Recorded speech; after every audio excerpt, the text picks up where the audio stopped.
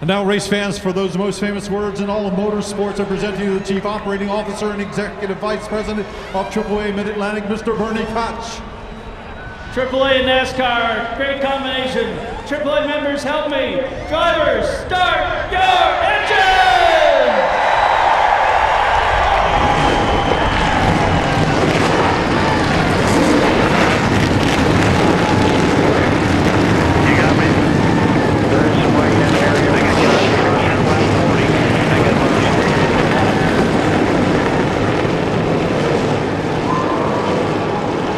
Just about set to go here at the Monster Mile today.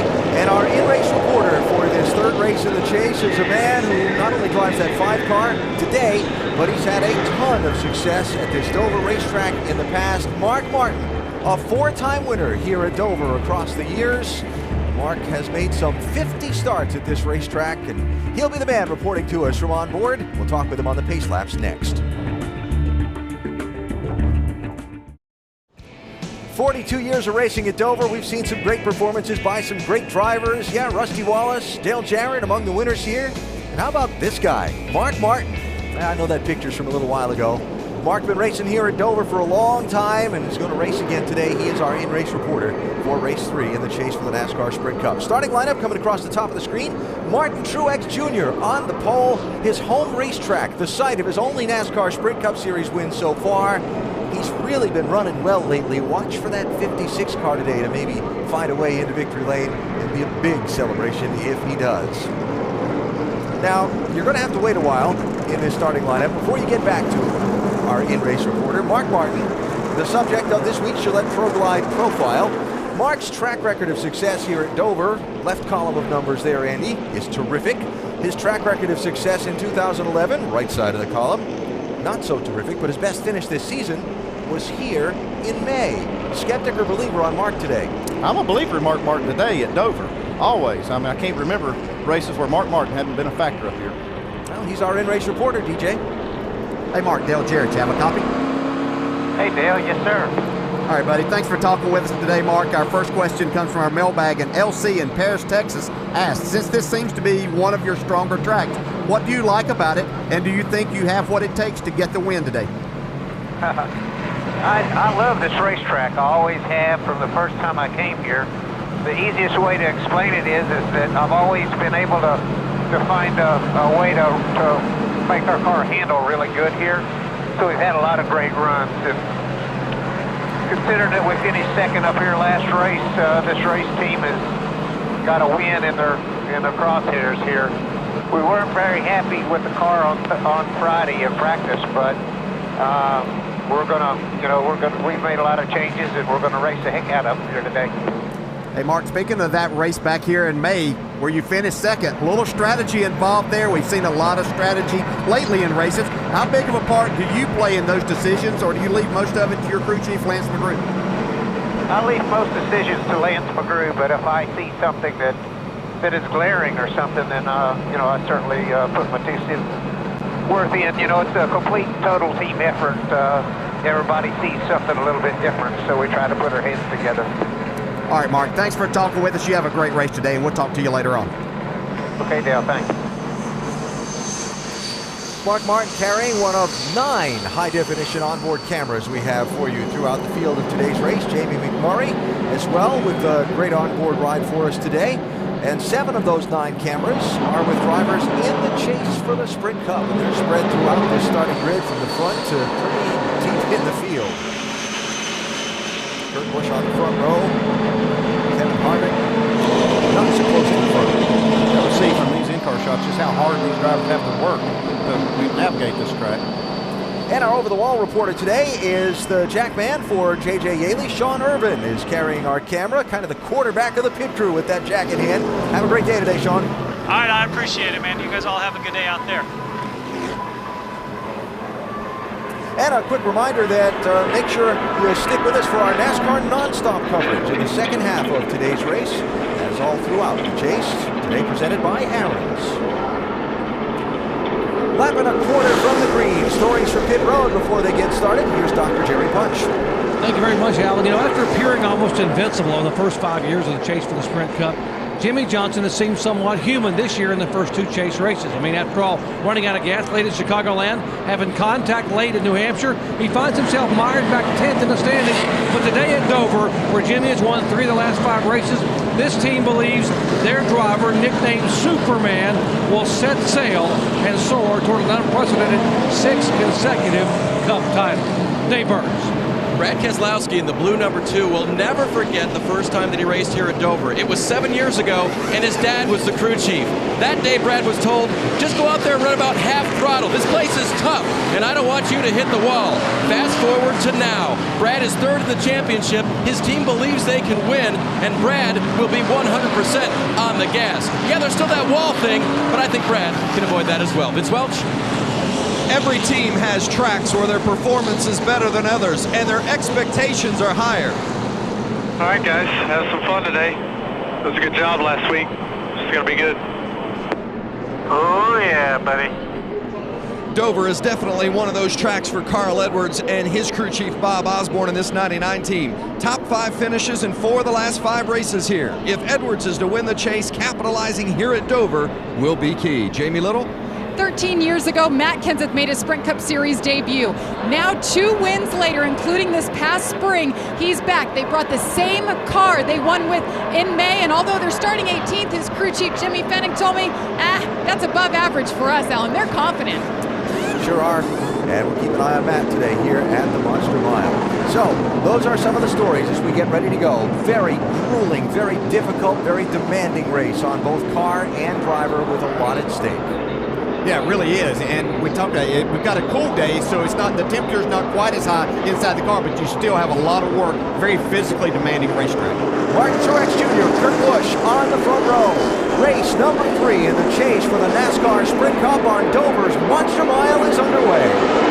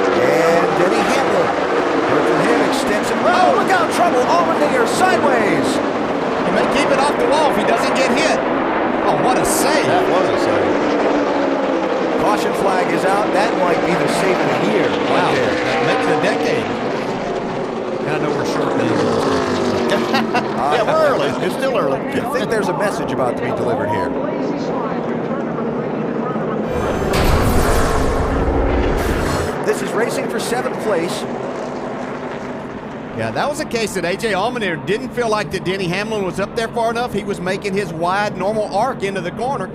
Denny thought I believe that he was going to be able to get that spot. And from that shot, they went under the bridge right when the contact took place. I'm telling you, you don't do that here normally. What a great job. That was a heavy slide. What a nice save. Look at the black ball. Pit road open, you see none of the front runners are going to take, except Allmendinger, who's going to lose a lot of track position getting tires. We'll come back for the restart at Dover in the AAA 400. Pace car heads off. We get set for a restart here in chase race number 3 for the NASCAR Sprint Cup Series at Dover. This green flag restart presented by American Ethanol.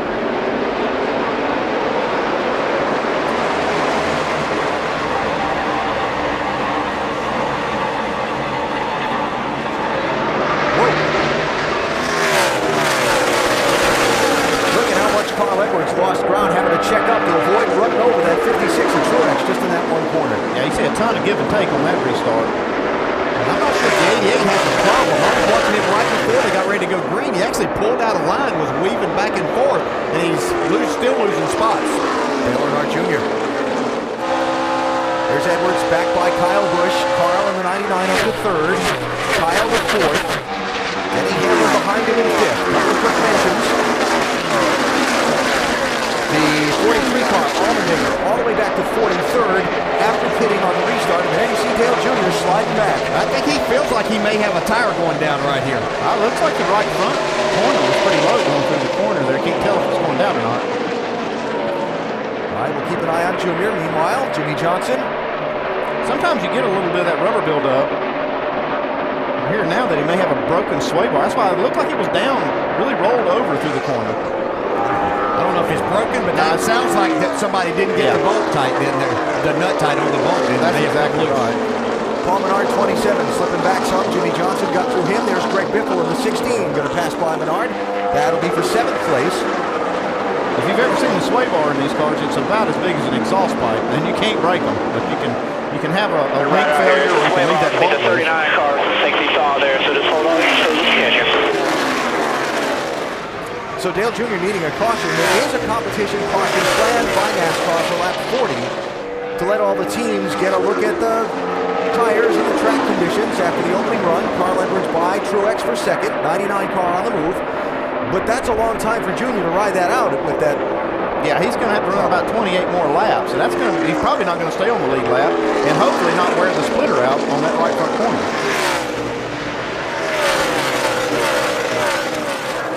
One of the guys you thought would shake up the standings today, Carl Edwards, now through 2nd. As we look back, all the way back to see the differential, back to where Junior's kind of chugging along for the moment. You can see from that shot right there that the sway bar is not hooked up. And it's just like you said, Dale, more than likely, 90% chance or more that they left a nut loose on the link. Yeah. You can see he knows he's got a problem right there. This is what I saw right as they got ready to start. He knew he had a problem. You can see right there.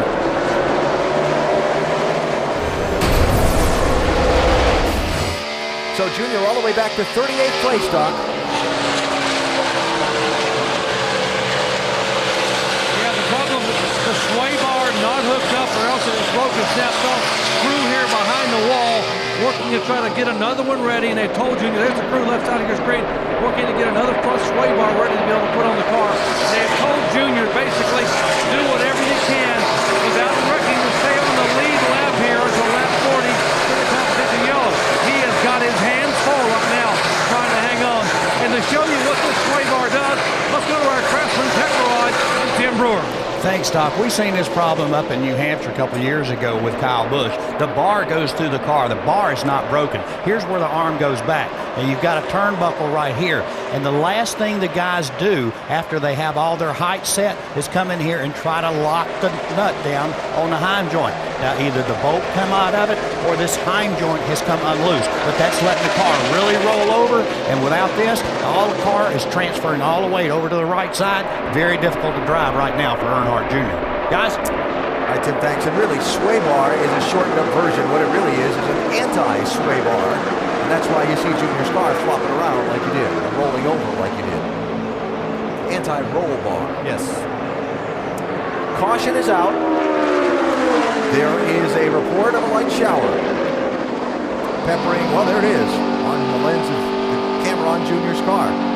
Yeah, and he was needing a little bit of rain right now for this to happen so they can work on this race car, get started prepared, because nothing good is going to come just staying out there running. Oh, this is a big break. They can change, they can fix this. Get in the pits and have an extended caution here for a few raindrops. This is help my time.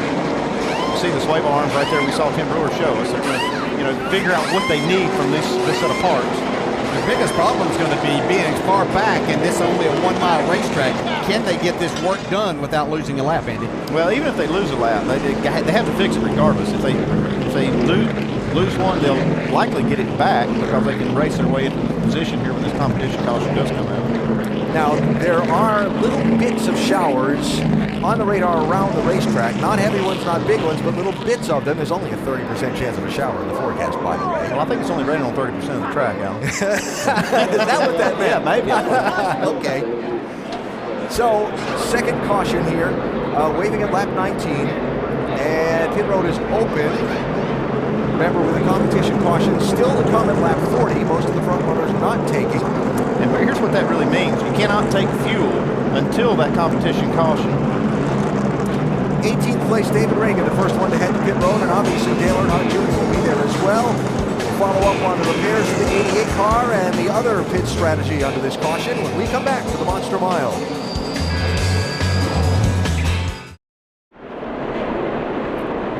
Back live at Dover International Speedway, Dale Earnhardt Jr. leaving pit road, rejoining the race. He'll be a lap down to the field after the repairs to that anti-roll bar on the front of his car, or more appropriately, the apparatus that holds it in place. You see the field coming off turn 4 for the restart, with Carl Edwards now alongside Kurt Busch on the front row coming to the green.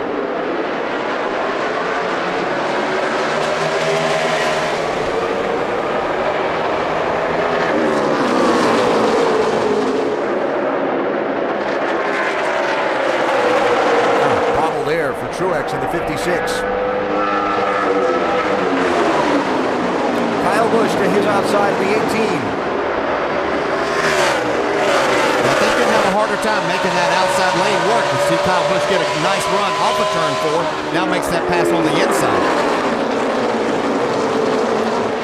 That was interesting. He just backed that corner up to get the run off it, because I thought, wow, look at him fall back, and then boom.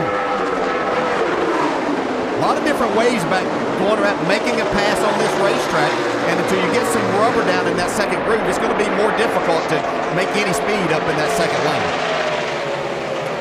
Hamlin trying to move forward. Hamlin's been moving forward the whole race since the start. He's got a good car, especially through the middle of the corner. Takes the pass easily there on Truex. 11 cars started 11th. He's up to 4th. Now Truex left to race with Biffle and Johnson and Menard behind him.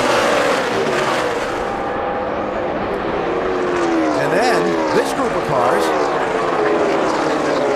that's bottom of the body in the 47 with Kevin Harvick, 29, trying to make his way forward. Now Harvick was very happy on Friday with his race car in race trim. Didn't get the qualifying effort that he was looking for, but felt like that he could make his way towards the front in this 400 miles. It's already picked up 10 spots in this race. Harvick has.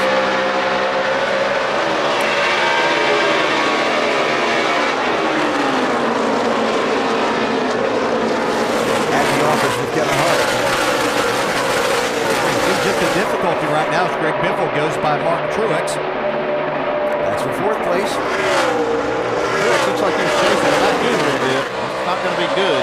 He'll lose quite a few spots like that. Jimmy Johnson and company trying to find a way through.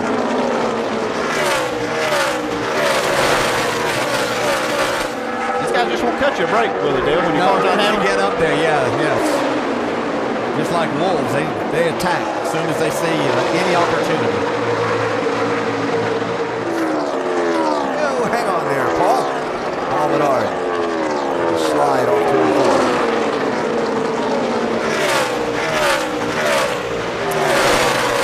Already see how dark the racetrack's getting, but again, when your car is struggling for handling, I don't care how much rubber they put down here, on this racetrack, you're really hanging on. Yeah, you really hang, yeah. It's just such a difficult racetrack to make a pass on. Just a lot of things going on.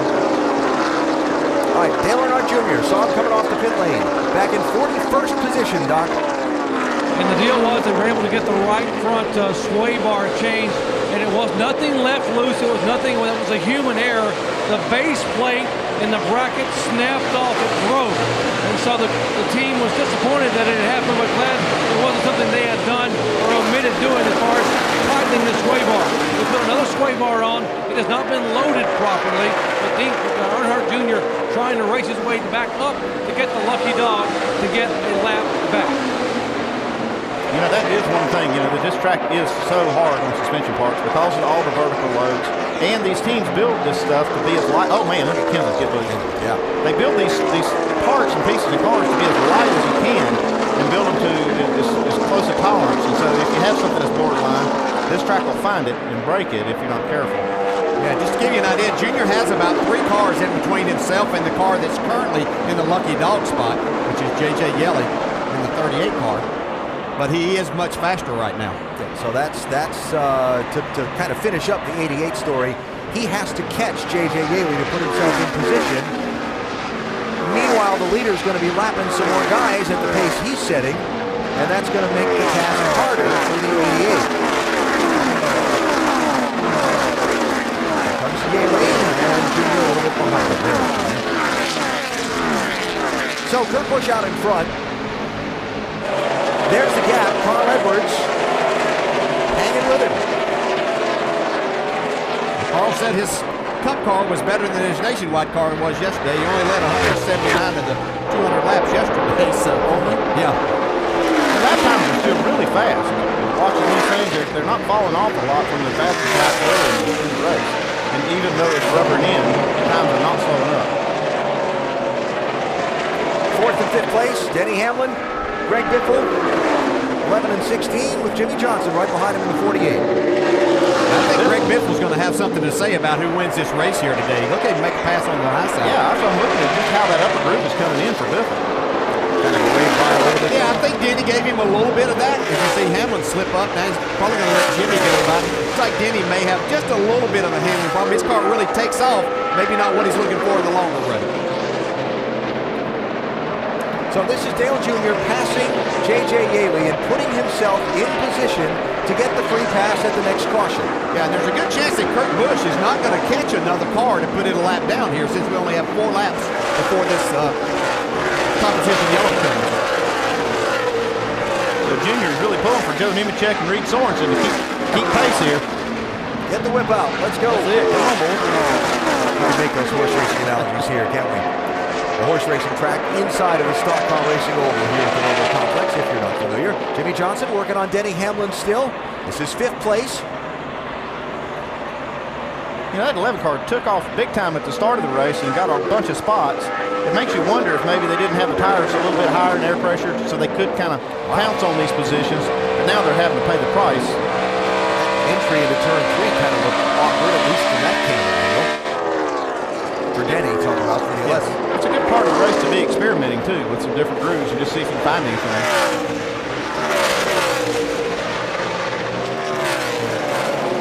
Here's a guy that's gained the most spots in the race so far in that 24 car, Jeff Gordon. Needing to have a good run, Jamie.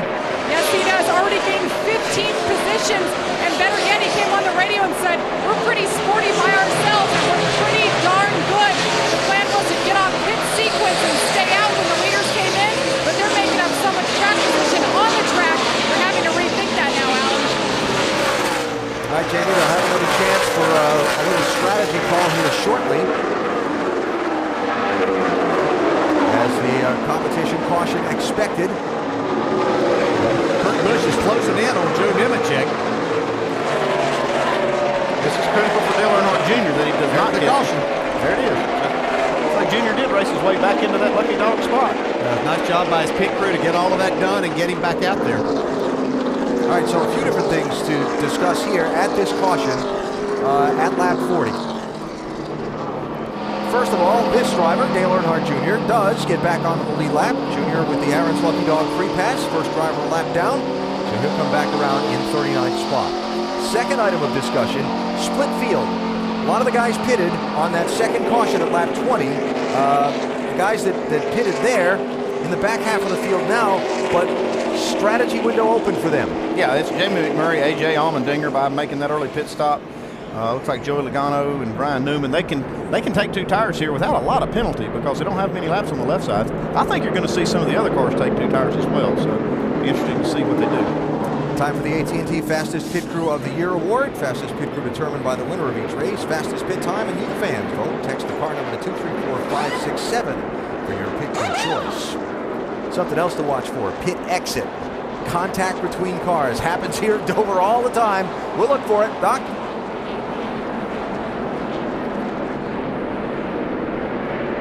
And here's a 6-time winner, Jimmy Johnson. He said, I need a little bit of help on exit, a little free on exit, 4 tires, topping off with Sunoco fuel, slight air pressure change, not much brake missing off the way. Dave. Denny Hamlin in the 11 reporting that it is just a little bit tight when he hits the throttle. 4-tire change, quarter down, right rear wedge, tape on the grill. Vince? Kurt Busch came in as your leader up the right-hand side. They took just 2 tires, no changes at all. 99, Carl Edwards, bottom of your screen. Edwards said he just needs it to turn a little bit better. And the race off pit road belonged to the 22 of Kurt Busch. All right, and as you look at our Longhorn Steakhouse race off pit road, there is the strategy play. Keselowski, Martin, Allmendinger, big track position gains by some strategy under a competition caution here early in today's race at Dover.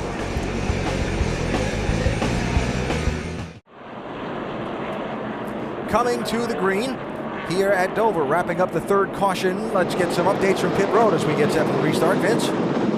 Well, the 18 of Kyle Busch came in. He took 4 tires. He had a little bit of front end damage early in the race. They thought they wanted to take a good close look at that. Not anything to be concerned about, but he does need a little bit more rear grip, according to Kyle. Alan? Kyle, the first one on 4 fresh tires off this restart, taking the green in 6th position. A 12.47 stop over the 4 tires too for the 18 team too. Looks like they're on it today. That big 3M logo coming at you. Greg Dillon had all kinds of trouble getting off turn 2. Yeah, lost a lot of ground there, stacked them up behind him. Seems to have regrouped. And Kyle Busch by Truex for 4th. One of the guys we said needed to have a good day today. Here's another one who wanted to shake up the standings today. Carl Edwards in the 99, hunting for the race lead.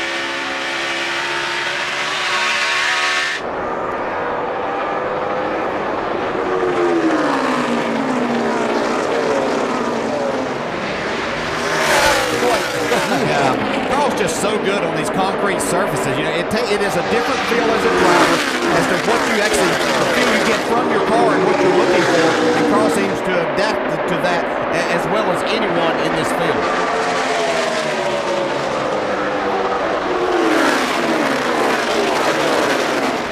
He just gets so close to quite get alongside. Yeah, he's putting a lot of pressure there. You know, you can do that. You can get close enough that change the handling characteristics of that car in front of him without ever touching him. Getting such a good run off the corner. This is what Carl Edwards right now is good. He's going to make the pass now. Finally put enough pressure on him to maybe change the handling of that 22 car. Here comes Keselowski though. He's closed up these 2 leaders. Well, you're going to slow down a little bit in this scenario. He still couldn't make the pass.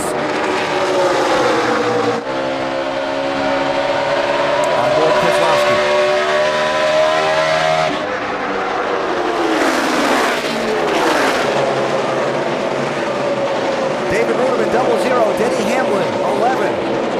Farther back in the field, 12th place. Well, it looks like the handling on the 11's not quite as good as what it was at the beginning of the race that Andy was talking about. Yeah, it just went away. I thought maybe it was just because he put some laps on the tires. Whoa! Whoa, man. Check that out. And for the lead. He's got him this time. Racing everywhere. So Carl Edwards out in front. He better get going because there's 4 tires on that 18 car coming in. And Jimmy Johnson picking up a spot there. That's 5th place on the 48 car.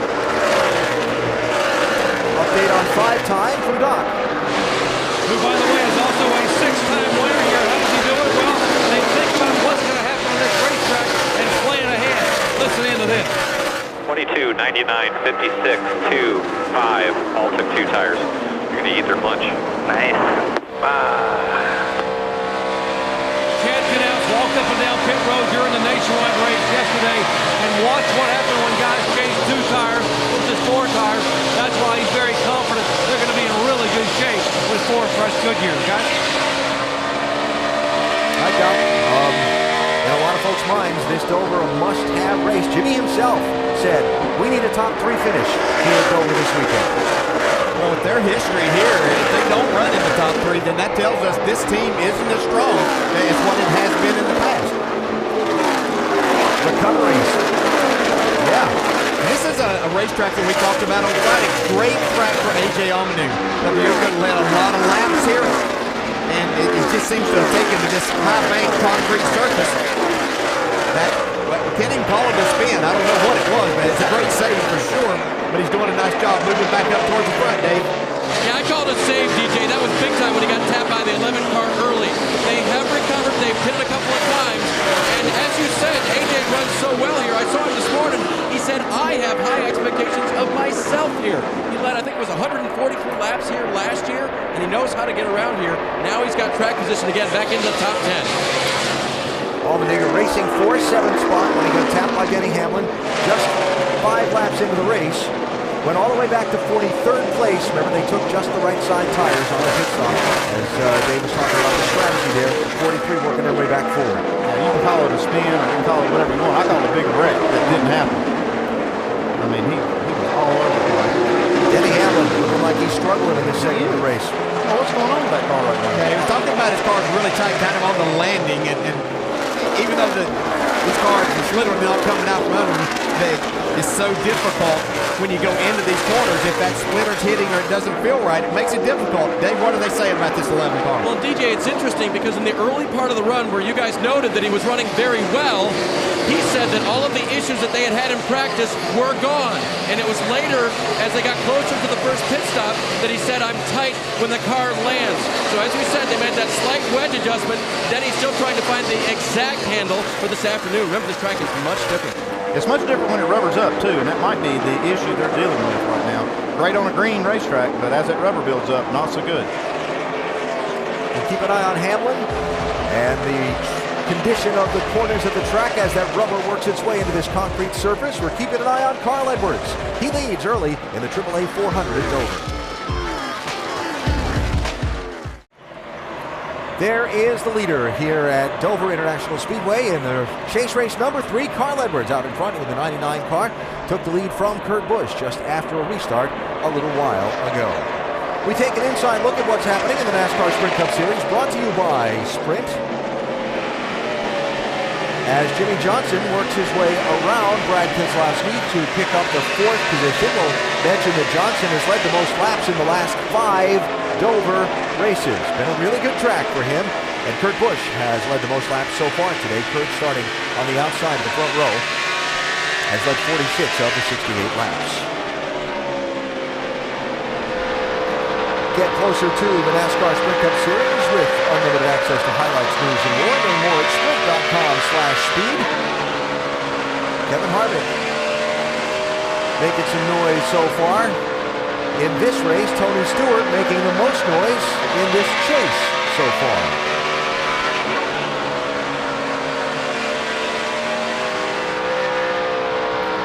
Tony Stewart is back in 19th position, and this was a race that concerned them. They have not run very well throughout the weekend. Doc, what's your early report on this 14?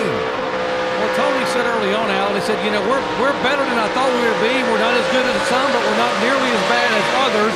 And the deal was to try to get some track position from Darian Grubb.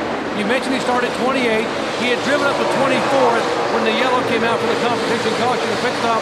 He put on 2 right side tires and came off the pit road in 16th spot. So he gained 8 positions to try to get a little bit of track position. Now he's lost a couple of those spots since then, running on 2 right side tires, but much better right now for Smoke than he thought he would be early on here at Dover. I don't think there's any idea that he has to be somewhat happy. They made a lot of changes to the car, and they seriously were thinking a top 15 here today would be really, really good and give them an excellent chance at this championship. Got 3 of the championship guys running right together there. Matt Kenseth, 17, Tony Stewart, 14, Jeff Gordon, 24, and this is in 18th, 19th, and 20th. Yeah, you see just behind this group, Jeff Gordon now moved to the outside of Tony Stewart. He's got one of the better cars in the field and starting to make his way back up. And they're all going to get one position here because our pole sitter, Martin Truex Jr. in this 56 is really struggling. Has his hands full right now. After the restart, after the pit stop, they took just right, Vince, and this 56 started up front.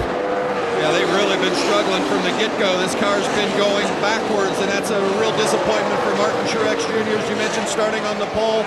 His home track, he's from nearby New Jersey, had high expectations, but his car just has not been handling the way he wants. Too much wheel in it, too tight in the center. It is not good for the 56 here in the early going.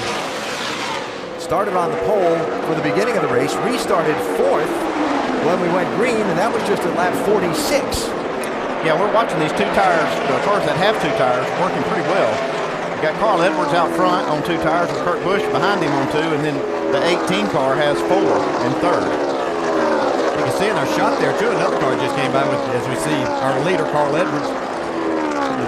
71 a lap down, but Dale Jr. is making his way for a car. It looks like hooking that sway bar back up there in pretty good shape. Jr. up to 24th position after restarting 35th. Carl Edwards trying to win a championship. He's come close before. He says he thinks he and crew chief Bob Osborne have an idea what they need to do to make it happen. Well, we've lost a championship every year that we've been in it. No, we figured out a lot of ways to mess up. So hopefully Bob and I can go out there and get the job done. He's a great guy. I mean, we get along like brothers. You know, we love each other, but we fight and argue, and at the end of the day, though, we always are moving forward. And it's really a great relationship. Carl and Bob have been together for a while, and I get interested in hearing them discuss their relationship because their personalities are certainly opposite. Carl is very verbose. Bob is reserved. Carl was bringing Bob around a little bit, though. You've seen him light up a lot, and I think Carl's made a lot of headway with Bob. Yeah, what's that old saying, opposites attract? Not that they're totally opposite, but they're pretty far apart, and it works nicely for them. And we talked a lot already today about Jimmy Johnson, Chad Knaus, their relationship, heard from each of them in NASCAR Countdown, the exchange they had on the radio in New Hampshire last week compared to some we hear between Bob and Carl and so on. Yeah, this is two guys that are a lot alike, and sometimes that can cause some conflicts here and there, but they sure have had the success. Solid run so far for Jimmy Johnson in the car prepared by Chad Knaus. He's in fourth position behind Edwards and the Busch brothers. 80 laps in the books of 400 at Dover.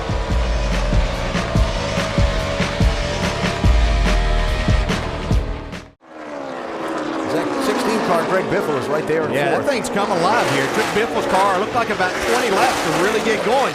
He's marching forward right now.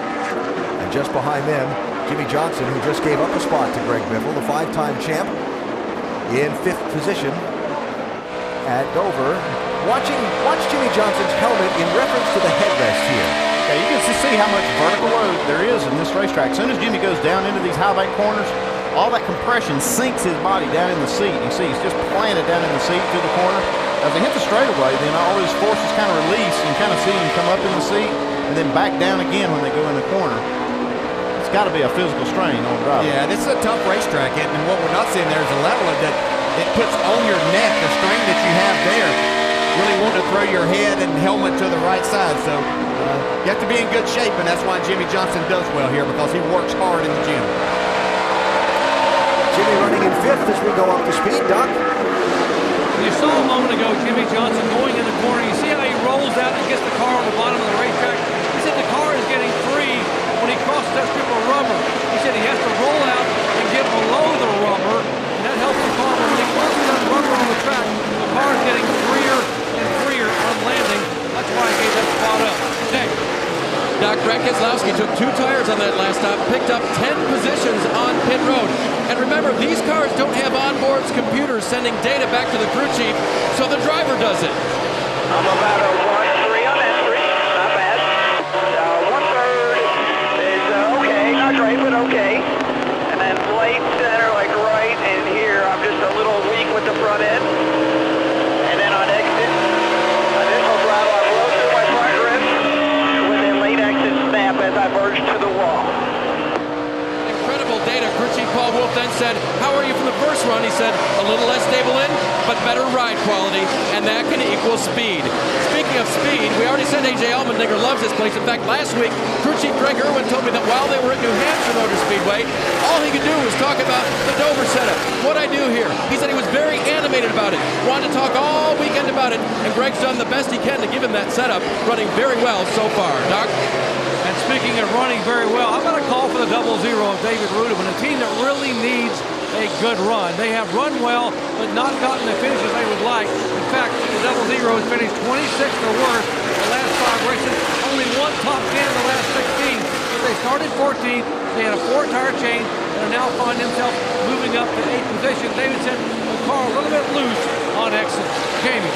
And Kevin Harvick battling with Mark Martin to move into the 9th position. He did clear him. Now this morning, walking up and down the garage, many crew chiefs pointing at the 29 saying they were very stout. So I asked Dale Martin, the crew chief, and he said, of all the chase tracks we go to, this is the toughest. No matter what anybody says about us, we have our work cut out for us. Our in-race reporter, Mark Martin, running in the 10th position now in the green number 5. The car was a little loose on that last run. Oh, this could make it even looser if they go 3 wide. They took 2 tires, and Mark felt that may just handle the handling situation. They made no changes, but it is still a little free. And now you see Casey Kane going by both the 27 of Menard and trying to get by Martin. Jamie? Hats off to Marco Sampo. Started the day 12th and perked a lot of people's eyes up. His car has been pretty good. He's a little bit loose. This team is one that is desperate for a good finish. They finished 15th, actually 19th or worse, 5 of the last 6 races. This could be a good track for him. So far, just a little loose, a little free. Alex? All right, Jamie, thanks. Long green run here. Leaders put several cars a lap down, including the pole sitter, Martin Truex Jr. Coming up on green flag pit stops, expect them in another 10 laps or so. Joey Logano now falling prey to race leader Carl Edwards. As we're through a quarter of the distance at the Monster Mile today, some early excitement. A.J. Allmendinger with a huge save early in the race. Crew chief trying to figure out what the right strategy is. Beginning to see some drivers head to pit road, Dave. He gave up the 7th position, Allen, a tight race car that needs 4 tires, fuel, and a track bar adjustment. Best Buy crew going to work to make that happen. Sunoco fuel going into the left rear side. A good pit stop for these guys. Doc? David Rudeman in about 5 laps before he was expected to come in. Said the car is very, very free on exit. Track bar adjustment, small air pressure change, 4 tires, and topping off with Sunoco fuel. Impressive run so far for him. Vince. You see the 1 car, Jamie McMurray, making his way to pit lane, pitting all the way down, almost to pit out. The crew going over. He's been fighting loose throughout the course of the day, in and off. He had a chassis adjustment there in the right rear. It's a 4-tire change for Bono Mannion's crew and Jamie McMurray. Now the 56 of Martin Truex Jr. started on the pole, but what a tough day it has been for them, fighting handling issues throughout the course. They've slipped back to running around the 20th position. Again, a 4-tire change for the 56 of Truex. Doc? 4-car in. Casey Kane making an adjustment, air pressure change. Casey said his car getting a little bit loose on entry, tighter in the middle and loose off. So making air pressure change only. Casey down a tick under 15 seconds. Dave. There's the 5-car of Mark Martin. We had talked earlier about that car being just a little bit loose. They're making some adjustments, a 4-tire change this time for Martin. And Kevin Harvick and his black and pink green Chevrolet, air pressure adjustment, filling up with Sunoco fuel, no adjustments in the back. The car has been pretty good. Vince? The 22 of Kurt Busch, he's led a lot of laps today, but Busch wasn't particularly happy. They made a chassis adjustment, an air pressure, and 4-tire change on the 22. Now the 99 of Carl Edwards comes in after being the leader. Edwards says it's a little bit free, but he and crew chief Bob Osborne had a long discussion about whether they should make any changes. They decided a half a round a wedge just to snug up Edwards a tick. It's a 4-tire change for the 99, Jamie. And the 17 of Matt Kenseth has been charging his way forward, says he's mostly too tight, complaining of low grip, air pressure adjustment, hand wedge, 4 tires as well. Jeff Gordon is now in his pit box. They wanted this green flag stop, want to get 4 tires here. They were worried about where they were headed this week on pit road because they qualified so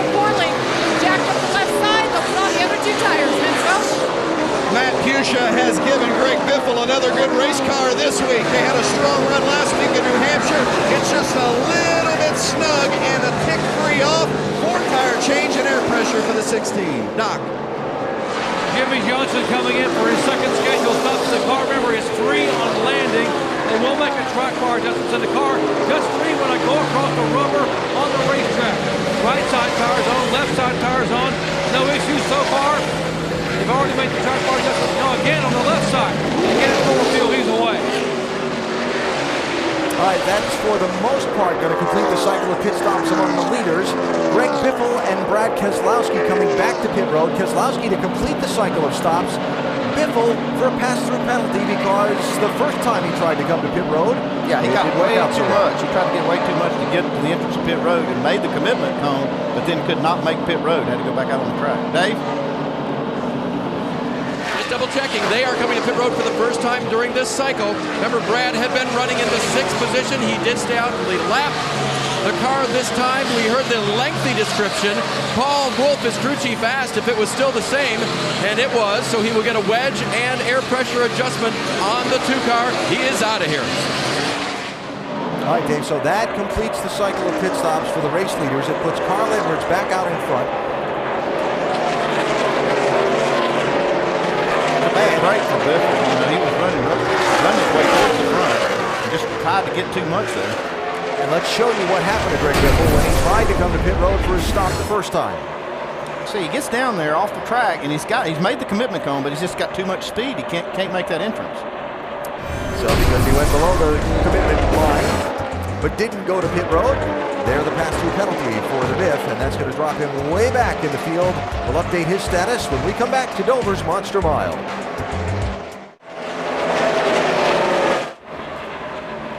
Back at Dover, 124 laps now complete, and we said before, the points will change after this race. As they run right now, Carl Edwards is your points leader. Brad Keselowski, Kevin Harvick, Tony Stewart, then Kyle Busch in the top 5. Yeah, Carl Edwards, we talked about this being one of his best racetracks, and he told us before the race started that, I love my car, the way it's handled, it's looking good. And Brad, I tell you what, Dale Jarrett was right. He said this points thing is going to get scrambled up, and right now it is. And Tony Stewart, all the way back to 4th right now. Well, Tony's really struggling, and DJ's right on it. Carl Edwards is so strong right now. It's funny, though, the fastest car on the track continually, though, has been Dale Earnhardt Jr., so he's getting ready to go a lap down if he's not careful. So he really needs to make up some track. Yeah, one thing I will say before we quit here is that Jeff Gordon is on the move, too. He started 28th, and he's already at the 11th right now. His lap times are really, really good. In fact, they're top 5, top 3 speeds so far all day long. Yeah. But you're right about Dale Earnhardt Jr. Big problems early, but he's looking good now. But if you're looking for the guy who kicked off this chase, Alan, with 2 straight wins, you're going to have to go all the way back to 24th. Both Stewart Haas racing cars. Ryan Newman 23rd, Tony Stewart in 24th. Yeah, and lost a lap to the leader in that exchange of green flag pit stops is the important fact there. So Stewart and Newman both losing a lap to Carl Edwards during the shuffle of green flag stops, and that's going to hurt them. Also during the green flag pit stops, we saw the Greg Biffle penalty. Biff was running 4th at the time. He's 31st, a lap down. Ouch. No, we talk all the time, whether you're involved in the chase or not, you can't make mistakes and give yourself a chance to win these races. It's just the competition's too close. Big mistake by Biffle. See if they can make it up throughout the day. That is out the back bumper of Dale Jr.'s car. And that's the race leader. Yeah, a few laps there in that run. Junior did have the fastest car. It's obvious, though, that Carl's had the fastest car in the long run. Haven't been with us the whole time. Dale Jr., early in the race, had a sway bar arm mount on the front end of his car fail.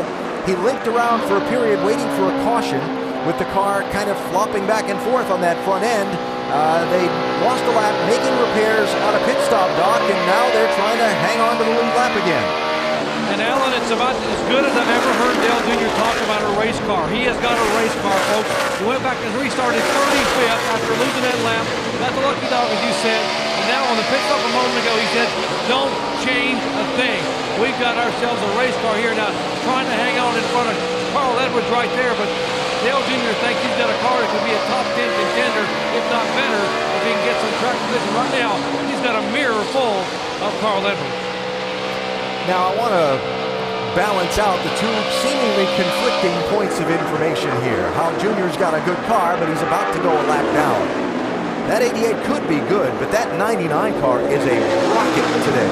Yeah, and you get some different things here. Junior's having to battle every one of these cars. Talk about going back to 35th. He's had to pass all of these without the benefit of a move-over flag or anything like that. Carl Edwards has a fast race car, but he's getting the benefit of the flagman giving some of these cars a move-over flag that the leader is coming. So you can have a good car, and it makes it more difficult.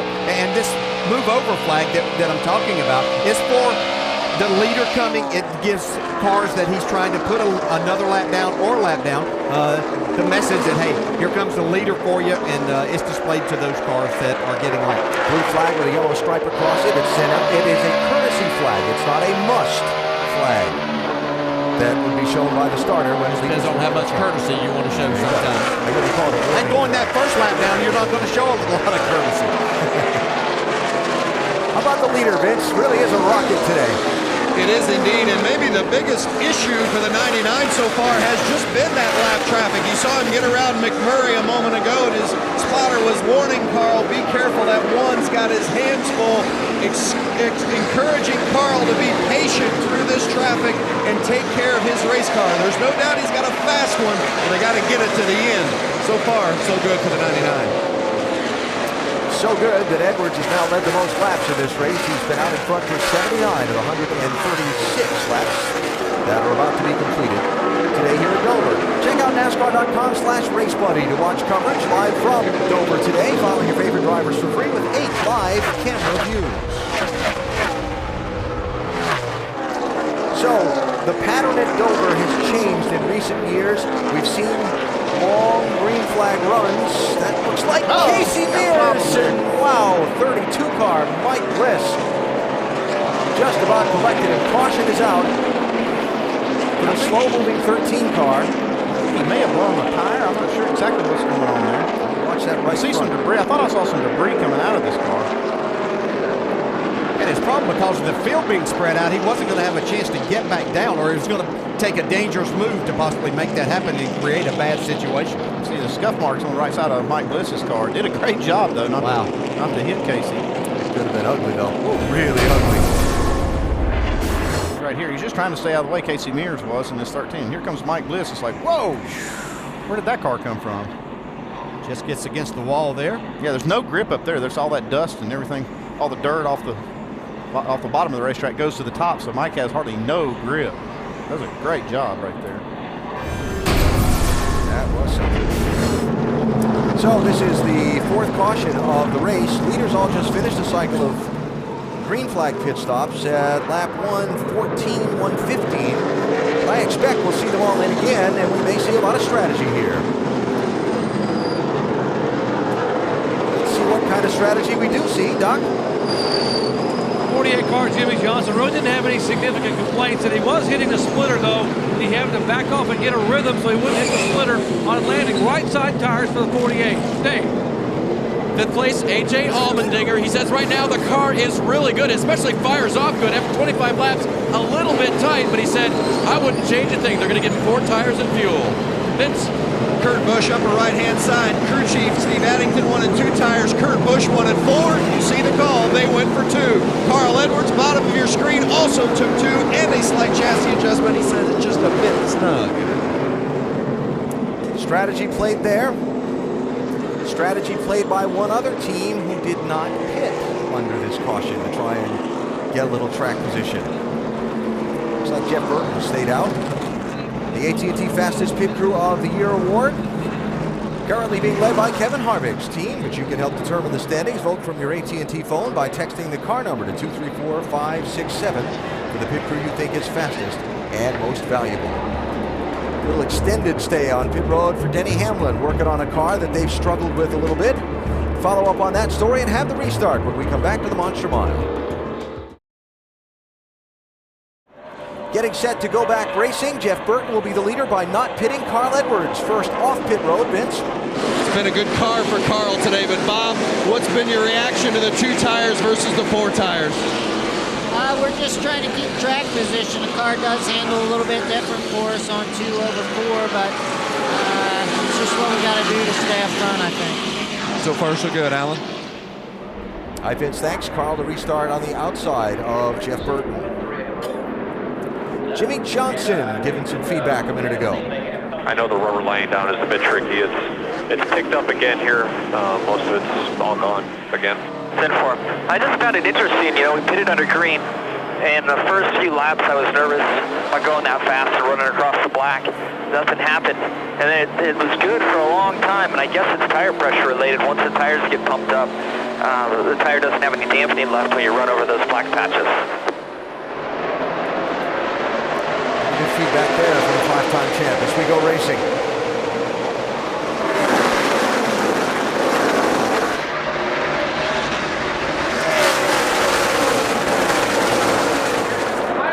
Edwards clears Burton to the lead. Kyle Busch goes to second. Let me mention, 7 cars took a wave around before this restart. 3 to get back on the lead lap. Regan Smith, Greg Biffle, and David Gilliland. Matt Kenseth 17, Brad Keselowski 2. That's for 6th place. And we expected to see Matt Kenseth show his hand here sometime as this race went along. Kind of in fashion, he's taking his time getting there. I think there's 2 cars that are going to wind up making their way to the front, being faster before the day, and that is Matt Kenseth and Jeff Gordon. We've seen Jeff, he came from way back in the field, had to pass a lot of cars. He did do a 2-tire stop that last stop and gained a few spots, and now he's inside the top 10. Can I ask what basis you offer that prognostication? Absolutely. I've been watching the monitor, and he's had one of the consistent top 3 cars in lap times all day, so that means he's going to be up there at some point. I knew you'd have an answer for me. Jimmy Johnson rolling through, picking up a spot. That'll be 4th place for Johnson. Yeah, and keep an eye on this 22 now. We've made a few pit stops. This car's been pretty solid, but the one thing that they've had a difficult time doing this year is keeping up with the changing conditions of the track. See the 22 a little bit sideways off of turn 2 there. That's one thing this team has just struggled with late in the race of getting their car where it needs to be, as good as it was, say, in the beginning of the race. Had a good car so far in the beginning of this one. We'll see how it winds up for them. It's Kevin Harvick, 29, Clint Boyer, 33, the 4 of Casey Kane. And I'm watching that 43 car, A.J. Allmendinger. He was the first one that changed 4 tires on the pit stop in line on the restart. He was 11th on the restart, and he's lost a couple of spots on the break. I actually think that sometimes on the restart here, the left side tires are pumped up, the right sides come up a little bit quicker for those cars that just get 2 tires. I think they're at an advantage for a few laps as Jimmy Johnson goes for 3rd. Jeff Burton, who got no tires that last time, decided to stay on the track. Yeah, Jeff Burton's crew chief, Luke Lambert, made that call to get him back up front and see if they can use that track position. It's Luke's 29th birthday today. So young. Yeah, I know. A lot of years ahead of him here. Brian Vickers in that 83 was the free pass recipient at that last caution to get back onto the lead lap. Tony Stewart had just been on pit road under the green, did not stay out under the caution to get a wave around and come back on the lead lap. That's kind of puzzling to me. I mean, Dale and I both kind of looked at each other like, why wouldn't you take that opportunity now to try to get that lap back? We saw Biffle do it, and we'll see how it works out for him, but I just thought that was a good opportunity because they kind of passed on him. Yeah, he and his teammate Ryan Newman, who is right in front of Tony on the track, both chose that. I thought we might see them stay out there. Here comes Kurt Busch going by Jeff Burton. That's 4th place for Kurt. Yep.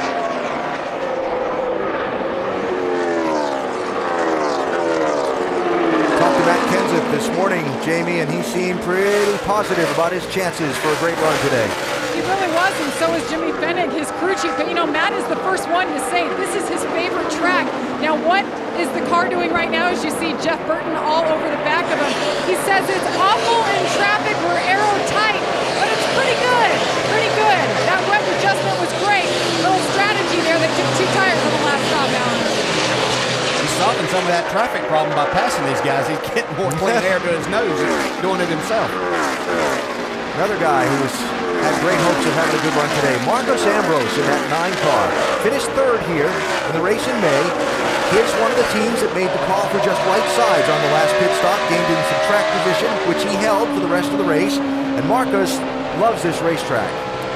It's a place where you can really feel the speed and feel, he says, feel the challenge. This to be one of the most opposite tracks that you would think of that Marcus would be good on. Such a great road racer. And this is almost the opposite of road racing Richmond at this high bank concrete track. But he's got a crew chief that knows what he's doing when it comes to strategy too, Dale.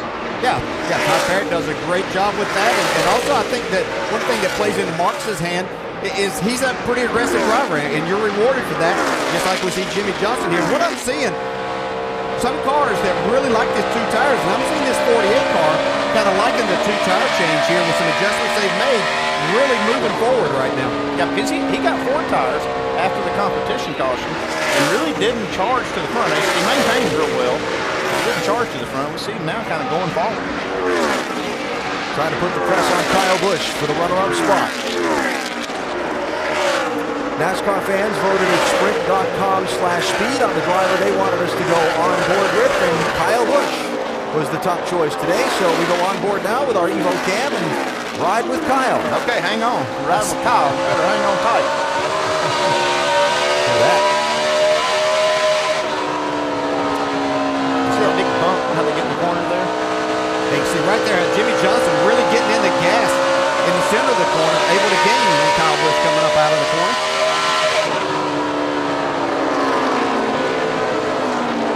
Get closer to the NASCAR Sprint Cup Series with unlimited access to highlights, news, and more. Learn more at sprint.com/speed.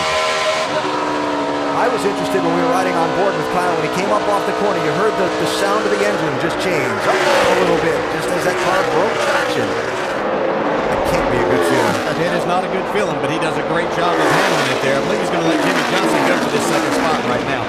Pretty smart racing at this point. Well, they got about a half a straightaway to make up to gain on Carl Edwards. Yeah, that little dot way out there in the front is the race leader. Past 150 miles of today's 400-miler at the Monster Mile.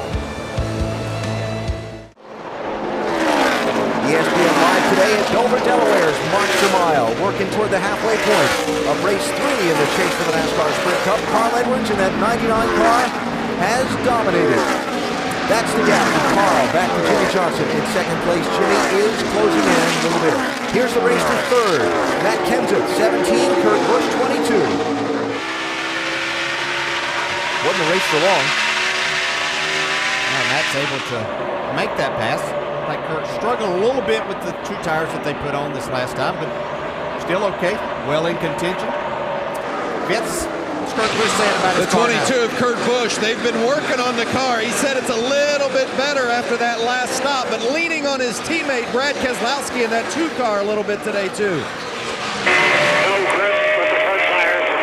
Tight. Let's just find out what the 2 car does to make adjustments to make the car better during the race. That's the advantage of having a teammate in the chase, especially one who, well, actually has been running a little bit better than you, so you take it where you can get it, right? Absolutely. Yeah, get all the information you can. Never know when it might work to your advantage. Kurt led 46 laps today so far, again running in the 5th position for the moment. Brad Keselowski right behind him. Yeah, when you talk about Kurt Busch struggling at the last half of the races and not making good adjustments, it might not be that simple. Sometimes you got a setup or a combination of your setup that just doesn't lend itself to when the track rubbers in, and you may not be able to adjust to it. Yeah, but you might want to ask somebody what you do for a loose race car as sideways as that thing was. If Allmendinger was the save of the year, this might be the second save of the day. Yeah, that's pretty good there. Without getting out of the gas. And that's just the horsepower that these Sprint Cup cars have. See, how difficult it is. A lot of times that second car behind is actually losing the nose, and you have to give a little more wheel because you're afraid you're going to hit it with the front end and the back end kicks out. I think Kurt Busch's car there, the 22, is just literally loose up out of the corner. A little deeper in the field, a couple of guys who started deep in the field have made some nice progress today. Kenton Harvick, 22nd. Harvick up to 11th place. And Jeff Gordon in this 24 car started. Caution is out. Back to that thought in a minute. Report of debris in turn number 3 has put the yellow out. And that 16 car, 3M, coming through the screen. Huge break for Greg Biffle. Well, they took a chance there, taking the wave around that last time. He has a fast race car, and made it work there, able to get this caution back on the lead lap. Just a couple of laps before they were going to need to pit under the green. Timing's everything. Yes. Speaking of timing, how about being the first car lap down when the caution comes out? Pretty good for David Gilliland. He's the Aaron's Lucky Dog free pass. So Gilliland coming back around onto the lead lap. He's in 22nd place. So do a little math here. Everybody just on pit road at lap 138. This is just shy of 40 laps later when they'll pit next time. They're in the middle of the cycle, but you see a lot of cars changed 2 tires last time. That's got the crew chiefs going, well, you know, we need 4 here. The ones that changed 4, now they can think about 2. Jimmy Johnson will be one of the first to get to his pit stall because he's pitted all the way down at pit entry. Back in the hook inside of turn number 4, while Carl Edwards will be one of the last to hit. He's all the way down at pit exit, down in turn 1. Here they come, Doc. And Jimmy Johnson's request, very simple, guys. Keep the balance the same, but I can use a little more grip, so we're going to go a half round on the track bar. No air pressure change. Right side tires, and then left side tires. Remember, right side only on the previous stop. Jamie. And Matt Kenseth, who's driven all the way up to 4th, says he's a little bit tight now. Pretty good overall. Let's make an air pressure adjustment and try 4 tires this time. Dave? Brad Keselowski needs a car full of Sunoco fuel. The car this time a little tight to center and snappy loose off to make an air pressure adjustment, and 4 tires this time, Vince. Carl Edwards really likes his car. They're going to make a 4-tire change this time. He said since you're going to 4, why don't you snug it up a little bit? So they made a slight air pressure adjustment. A.J. Allmendinger, the first one off pit road. Yeah, Vince, going to see some strategy. Check it out. Allmendinger, Harvick, Ruderman. So we'll have a new leader when we go back racing here at Dover.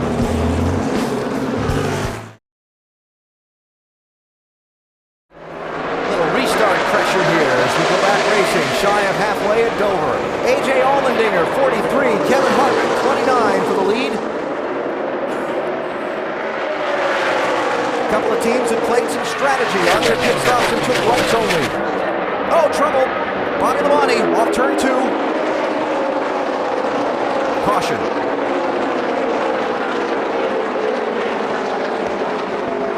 How did that not get uglier than it was? It's hard to do here. Yeah, it doesn't happen very often. Oh. Thought there was a hole there. David Reagan happened to be there. Just a little contact with the inside wall on the left front fender. From Tony Stewart. See, it looked like he had a hole, and Reagan got a good run and closed it up real quick on him. And I'm sure that his spotter probably told him there was a hole there, but by the time Bobby made that move, David Reagan had filled that spot. Bobby was 25th at the time. Front end held up pretty well with that lick he took on the inside wall. And caution going to work out well for Jamie McMurray and Juan Pablo Montoya, who took the wave around to get back on the lead lap. By staying out on that yellow, they're going to be able to come in and pit and be right back in cycle.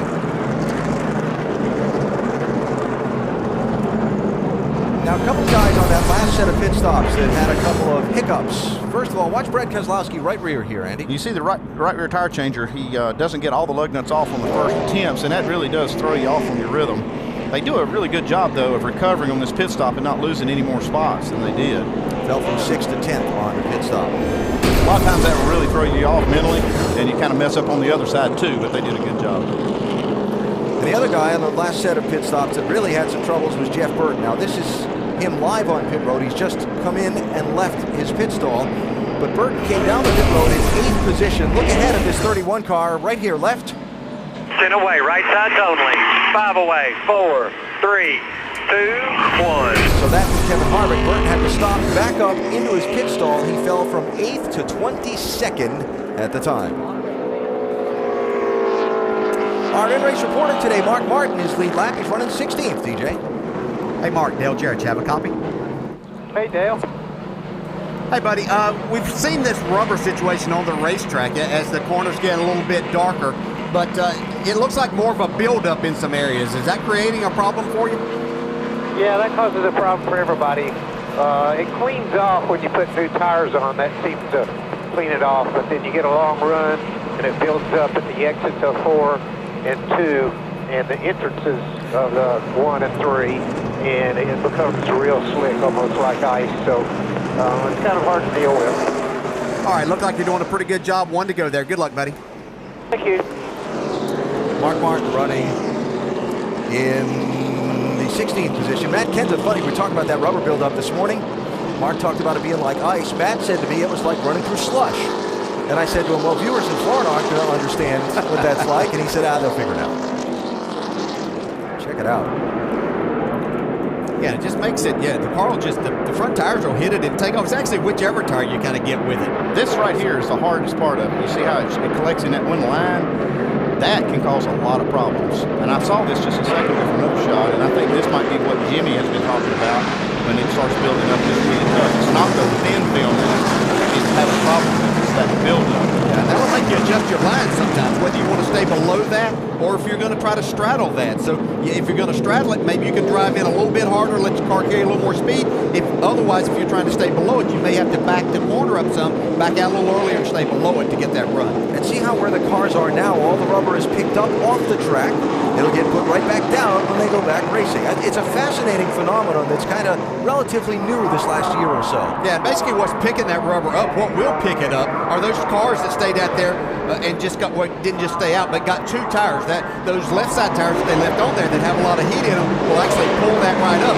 Now the next thing you have to do is make sure that you really scrub your tires. And of course, all of these cars up here have a little bit of heat in them, but the ones before that, the ones I'm speaking of, that'll pull that up. So really get your tires cleaned off.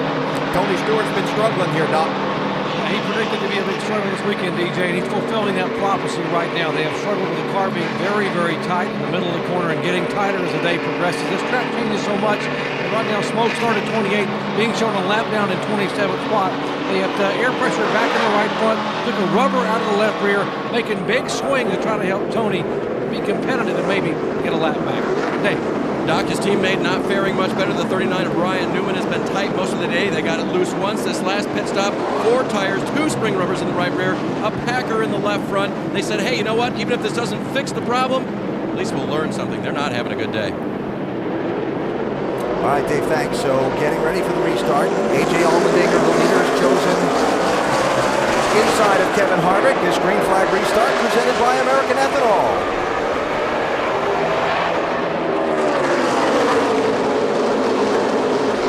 Be very short time when we see this 48 car of Jimmy Johnson take the lead.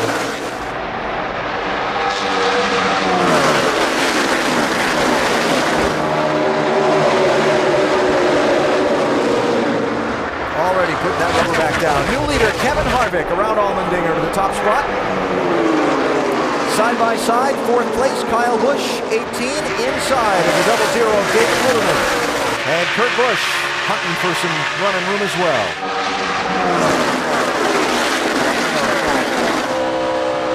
Important Kevin Harvick to get that point for leading a lap, as he is the points leader right now, trying to win that first Sprint Cup championship.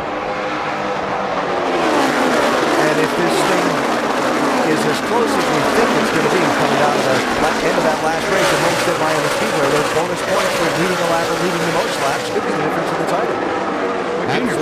Junior's got this thing rolling though. He fixed that sway bar and he's been steadily working his way back up. 88 car in 16th place, just took it away from his teammate Jeff Gordon.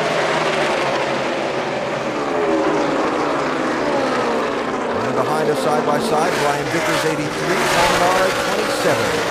Moving forward, sliding back, Brad Keselowski going forward in the 2, David Ludeman slipping back a little bit in the double. Drivers led the most laps here today. Carl Edwards been out front a lot. Hadn't really seen him in this position where he's back in traffic. See how he handles it for now? Remember Ludeman's team, one of those that chose to go for just the fresh white side tires on their last trip down pit road. When you watch that 99 car, it just has so much lateral grip, just that side. It looks like it's just making a lot of side force. Goes through the middle of the corner so well. Well, when you get a car like that, we're talking about how difficult this place is. We see Junior trying to get another spot here, but you have a car like you're talking about, Carl Edwards, man, this is a fun place to drive. You can pass people, you can just really be aggressive. Makes it a blast. By the way, following up on the conversation point we had right at the end of that last caution. Look how much racing rubber is down in those corners again already as Jimmy Johnson works on Allmendinger for second. Oh, a little close there. I think he thought he had him clear. Not quite clear. Good job by both drivers, though.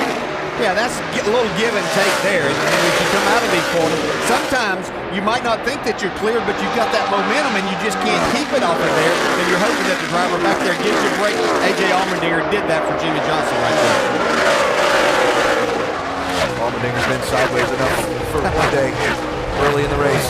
Check out NASCAR.com/RaceBuddy to watch coverage live from Dover. Follow your favorite drivers for free with 8 live cam reviews. Watching a pretty interesting race. It's not quite to its halfway point yet and had a lot of different storylines develop already. A lot of strategy, some people recovering from early problems, and a lot of different guys working their way at different times lately to the front of the pack. Carl Edwards dominated a good chunk of the first half of this race, but we've seen a variety of others in recent laps shuffle their way to the front. That's a great shot coming out of turn 2. You can see the 29 car, Kevin Harvick, our leader, wiggle a little bit there. What he's seeing is that Lowe's emblem getting bigger in his mirror. One of the problems with this racetrack is that banking. You pick up all that load, and the rear tires, you get in the throttle, the rear tires stick real well.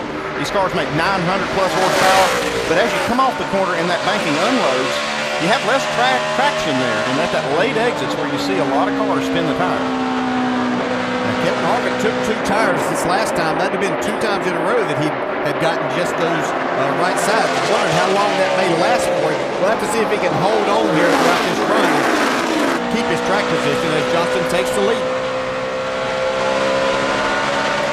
Bonus points. Actually, Jimmy got one earlier during a cycle of green flag pit stops. But 5-time champion who came into this race with a lot of eyes focused on him, being back 10th in points on the day, saying he needed a top 3 run, a place where he's won 3 of the last 5. He's out in front, just shy of halfway, while Carl Edwards picks up a spot as we approach the midway point of the race. Midway means it's time to go NASCAR non-stop, presented by Aaron's.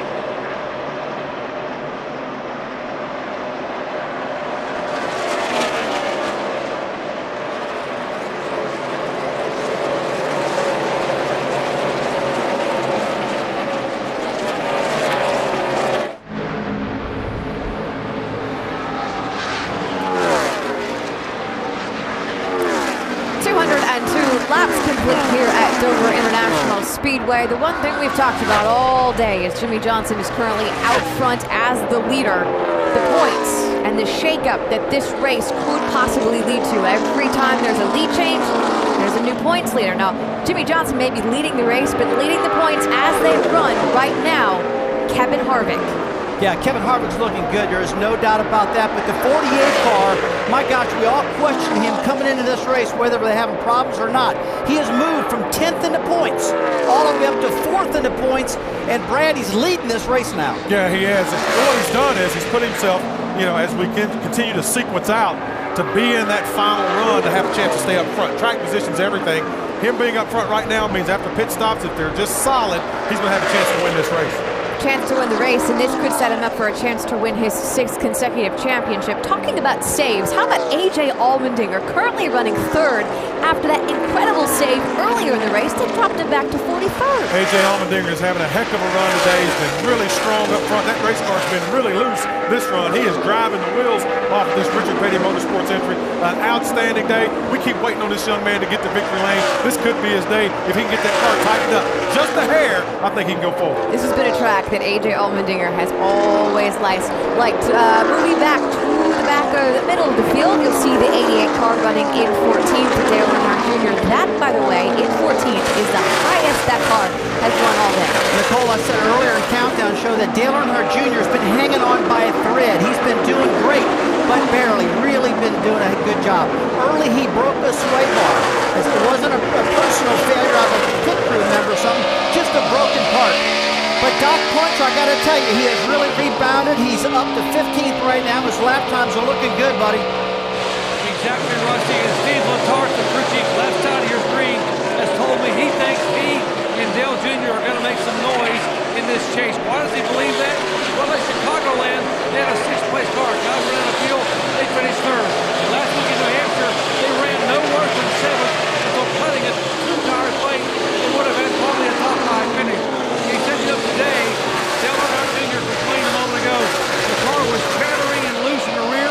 He made a wedge adjustment, air pressure adjustment, and now Dale Jr., one of the fastest cars on the racetrack, and as Nicole said, in the top 15 for the first time today, and on his way toward the front. Jamie. And his teammate, the 24, Jeff Gordon, he thought he was pretty tight off with right sides only 2 stops ago. They opted to take those right side tires, but since they put more on, he's not much better. We got to figure out some air pressure. Did we do something different, or it's just this rubber? Because we can't restart again like this. Yeah, man, that's just 4 tires right there. That's 4 tires. This thing just plowing. Something just plowing. You hear him say there, he's just plowing. The car just does not want to turn. The highest he's been today is 8th, and he continues to drop back. They're hanging tough for the next stop. Alan?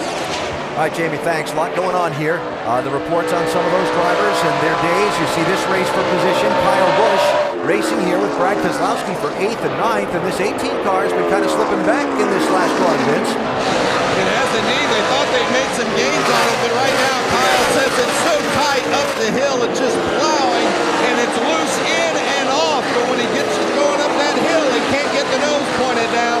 And if that's going to be the case, he's not going to be making any headway on this one. I've seen him move up to the racetrack now, trying to adjust, and part of that came from the number of cars passing him that he moved up there. Looks like it may be helping a little bit. A lot of times, probably that's this tight condition he has in the center. It could actually be tight all the way through, and he's actually having to put more wheel in it that gives him what little loose feel he's having, but I think they've got to fix that center first. Here comes the 2 car in a hurry, closing up to that back bumper, middle of the corner. Yeah, that'll free it up in the center. Clint Boyer right behind in that 33. Nice, by the way, you'll notice a lot of the Chevrolet cars in the race today with pink numbers on their cars in support of Breast Cancer Awareness Month, supporting the cause of finding a cure for that disease that affects so many around the world. 3rd place changing hands. AJ Allmendinger dropping a spot. Kurt Busch picking up a spot in that 22. We talked about the 22 making adjustments throughout the race. We saw him a little loose on that last run when they had 2 tires. It's like they've made a nice adjustment and have his car moving forward again up to the 3rd spot. Just got another so much going on in this section of the race. Did I mention that Joey Logano got the free pass at that last caution?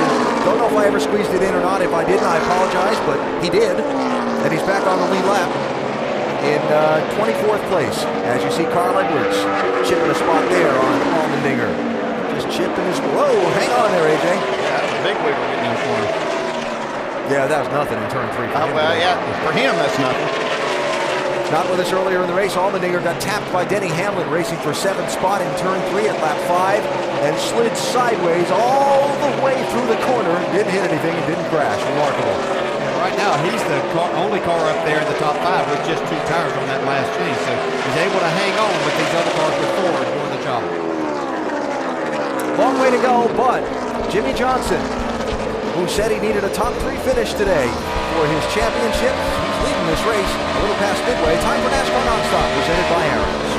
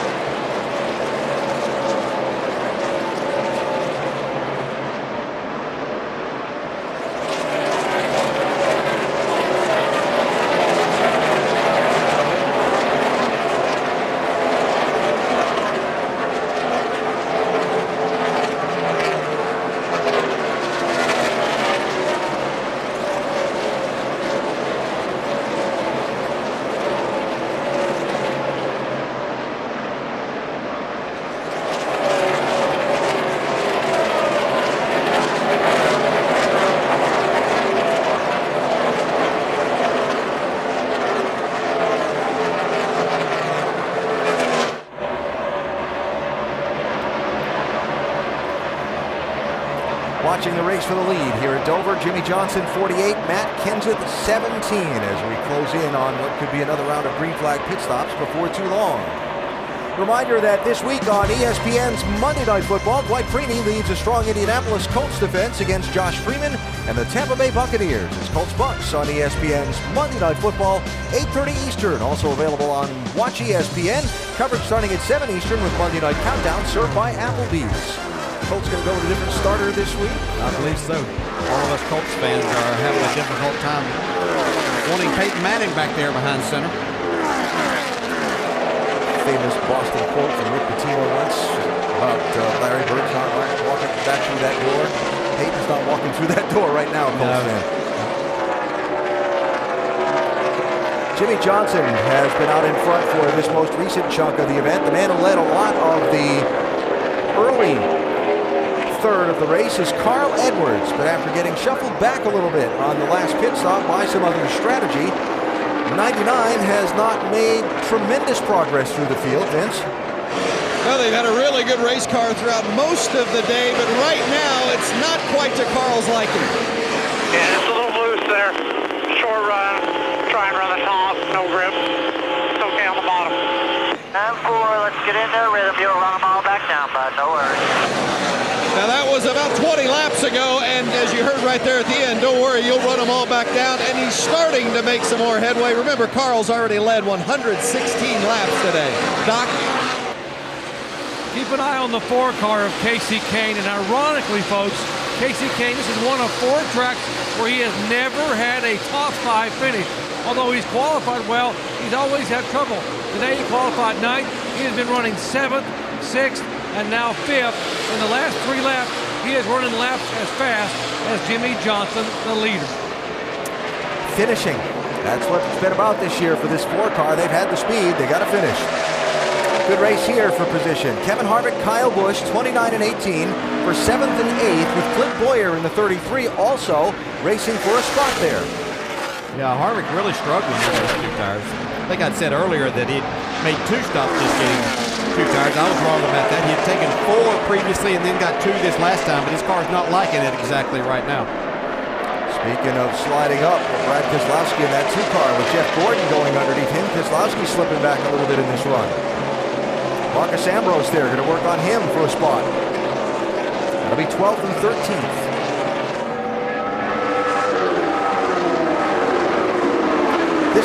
This 2 team been an interesting one to follow in this championship so far. Obviously great finishes in the opening races.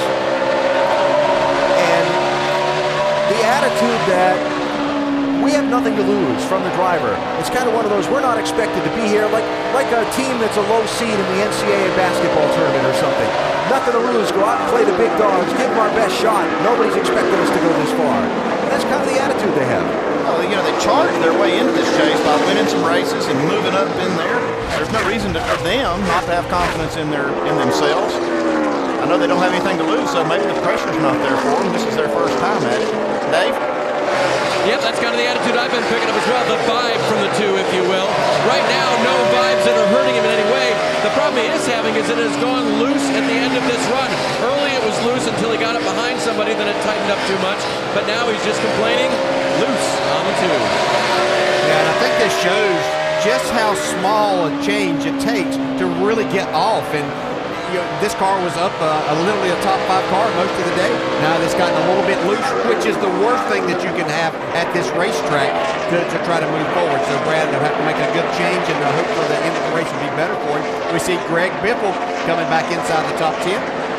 Nice recovery for the Biff with the help of some fortunate timing. Overshot the entry to pit road and had a pass-through penalty for a commitment line violation earlier in the race. That was under green, went all the way back to 33rd place.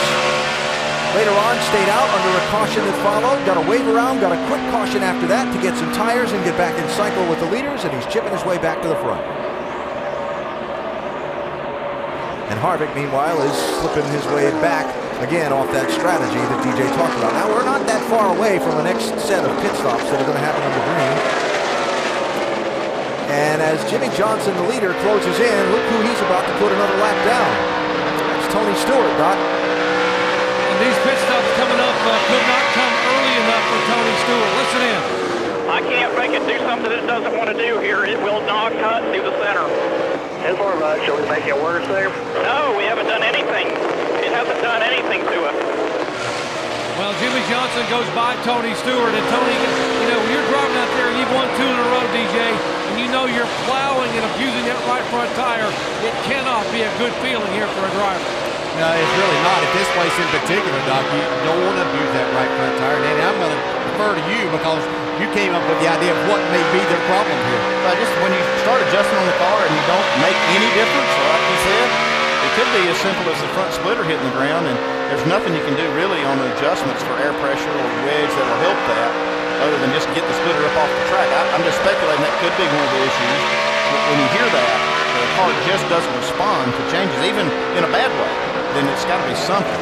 It sure looks like we're seeing the front come up and go down a lot as it loads up going down into the corner. That front splitter, a very rigid piece in a fixed location on the car, and if it's hitting the track, the front wheels aren't hitting the ground the way they need to. And that's just what Tony said. Nothing they've done has made any difference.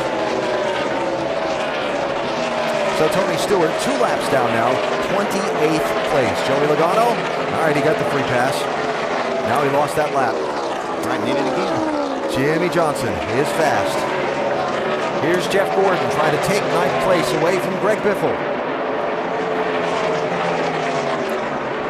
Gordon started back in 34th place. And we're seeing the first move made to pit road here by a lead lap car. Doc? Clint Boyer coming on the pit road after running. I had a great run in the nationwide race yesterday. Basically saying the car is pretty good, pretty neutral. A little bit of tight in the middle. Left front and left rear air pressure changes. 4 tires, no other chassis adjustment. Down and away, less than 13 seconds. Great stop to the 33 crew. And that is going to kind of open the door, and we're going to see a lot of people on pit road in these next few laps. Jimmy Johnson, not one of them yet. Jamie McMurray got a wave around, got back on the lead lap, got a caution, got back on the same fuel cycle with the leaders, and now he's on pit road under green, Vince. Now this has been a tough track for Jamie McMurray, 13th or worse the last 6 races here, and they've been struggling with it most of the day today, fighting loose. As you see McMurray pulling in, it's still too free. They're going to make a track bar adjustment, air pressure adjustment as well. Bono Mannion's going to have him put 4 tires on it, trying to snug up this car for Jamie McMurray so he can do something with it. Dave. Vince, even though Keselowski's car was loose, he had driven from 9th up to the 6th position on this run. It'll be a 4-tire change for the crew. They'll make an air pressure adjustment for Brad and a wedge adjustment. The red's going in the back window now. Once he's full of Sunoco fuel, which is now, he is out of here. Doc. They put a half a rubber in the rear last time for Ryan Vickers. Didn't make a big difference. Ryan saying the car still needs some help. Tires, air pressure change, that's all down and away. Dave. 27 car of Paul Menard had such a great start to the day. Has really struggled. Right now the car very, very loose. He'll get the 4 tires and fuel as A.J. Allmendinger swings around the outside of him. Allmendinger had been running in the 6th position after being your restart leader. He had taken 2 tires. The car had gone to the loose side in the rear of the car. 4 now and fuel. Jamie. Same exact thing happened with the 29. He took right sides of the track position, led some laps, got an extra point. The car got really, really, really loose. 4 tires. Hey, back to you. In spite of shock changes and Packers in the 11 car, it is the tightest it's been all day. Big wedge adjustment, 4 tires and fuel for Denny Hamlin. Right of the screen, Jimmy Johnson still on the racetrack. Dale Jr. among those on pit road. Doc? Yeah, car's not loose. He said his car is still loose in the corner, but he said it's probably the rubber on the racetrack. He did not want any major adjustments. Down and away, 13.3 seconds. Johnson, Kenseth, the Busch brothers yet to pit. Vince, Carl Edwards is here. Yes, Carl thought the car was too loose at the beginning of that run. In fact, it stayed a little too free, so he wants it snugged up. They're going to make a wedge adjustment, air pressure, and 4 tires, trying to keep up with the track and the car. It's been a little bit of a handful the last couple of runs. Stop. Here is our race leader, Jimmy Johnson, back in. They're going to go back up on the track bar, half around. They had gone down a half around previous stop. 4 tires, getting 4 Goodyear Eagles on. Topping out for Sunoco field. Jimmy Johnson having the kind of day he normally has here at Dover. The 16 of Greg Biffle, boy, he's been to the back, to the front, back to the back, and to the front again, but they've got this car working. They're going to take some wedge out, an air pressure adjustment, a little bit too snug in the middle, but overall, pretty good day for the 16. Jamie? And Jeff Gordon, the 24, said they were just plowing, did not like that last run. 4 tires here and a wedge adjustment. White the grill. Jeff Gordon stayed a little bit longer, and he looks like he stalled it, Vince. Jeff Gordon finally down and away, Vince. The 18 of Kyle Busch, he said it just won't go up the hill, and it's plowing off. So they made an air pressure adjustment and 4 tires. Dave Rogers trying to give Kyle something to work with. Now the 22 of Kurt Busch coming in.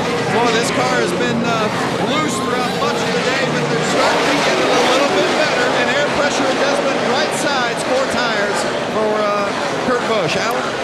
And Vince, you just finished calling the Carl Edwards pit stop. Here he is back on pit road again. That's a pass-through penalty. Too fast exiting pit road.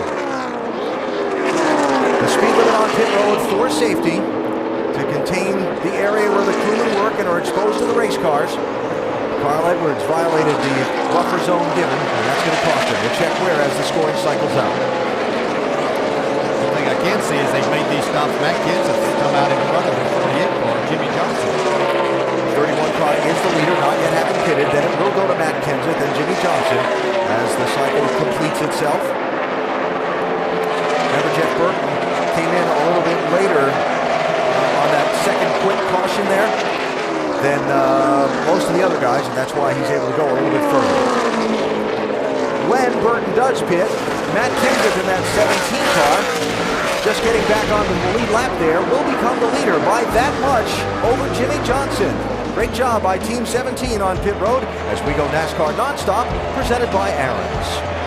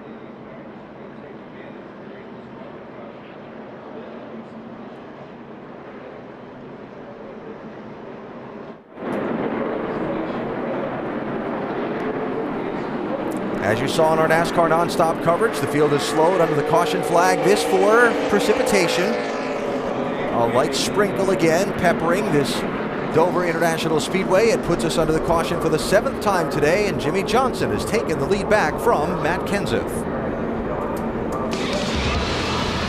NASCAR Sprint Cup Series at Dover is brought to you by Nationwide Insurance. Enter this code at CodeSpotter.com for a chance to win one-of-a-kind NASCAR VIP experiences. And GoDaddy.com, domains, websites, and everything in between. So you see on pit road now as we come back live to Dover, Brad Keselowski's team under the hood, Dave. Hey, Alan, sorry, we were just getting the scoop down here. Barely can he drive it because the power steering has gone south of the 2 car. Crew Chief Paul Wolf radioed to him and said it was the longest that he would be able to be on pit road and try to fix it. And I'm getting the high sign that they did fix it. We'll find out what it was. Could have just been as simple as the belt. If they just replaced the fan, the belt on the power steering. I saw something just fall out from the back of the car there. I don't know if that was the same build again. Yeah, that'd be a challenge on this racetrack for that skinny young lad there. It's the monster mile after all. I'm telling you, it's difficult. It's hard enough with what little power steering you actually have. We call it power steering. It is some assistance for sure.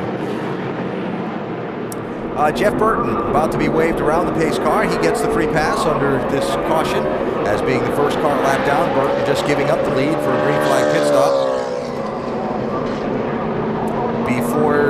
Barely before the yellow waved. And on pit road now, fueling lap cars, Jamie. Yes, we see a few in here just topping off. Jeff Gordon making a wedge adjustment, 4 tires, and topping it off with fuel. They may as well. And the 29 did as well, Dave. Even on that short run, Jamie, Denny Hamlin was able to tell that that car is still tight. He'll take 4 fresh tires, more fuel, and another wedge adjustment to adjust that chassis. Kevin Harvick also on the pit lane. Ryan Vickers, a few others there. Juan Pablo Montoya getting back on the lead lap. So Brad Keselowski, we were talking about what they might have done to try and fix the power steering on that 2 car. Tim Brewer in our Craftsman Tech Garage. I knew you'd be ready to show us. How about that, AB? But it is one of the easiest belts to replace on the car because, AB, it sets right out here. This is the power steering pump right here. Some of the guys run the reservoir here, but the belt sits in front of the rest of them, so you just literally have the guy cut the engine off, roll a belt on there, you're back in business, AB. Yeah, if it was one of those other belts on the inside of those, it would have been almost impossible because you'd have to take them off to get to it. We see Brad coming back down pit road now. Looks like they're probably going to change 4 tires. So one of the drivers in the championship looking for a little extra attention to his car after his first pit stop earlier, going after that belt, Dave. Yep, and Alan, as we said before, that was the longer period that they had before. So they diagnosed, fixed the problem, put the belt back on just as we showed you, and now they get the regular service, which is for 4 tires and fuel. Carl Edwards also on the pit lane and leaving now, back to 24th position after that speeding penalty under his stop earlier. First speeding penalty of the year in the NASCAR Sprint Cup Series for Carl Edwards. It's going to cost him time. Bad time. Caution out for a quick rain shower here at the Monster Mile. We go NASCAR nonstop, presented by Aaron's.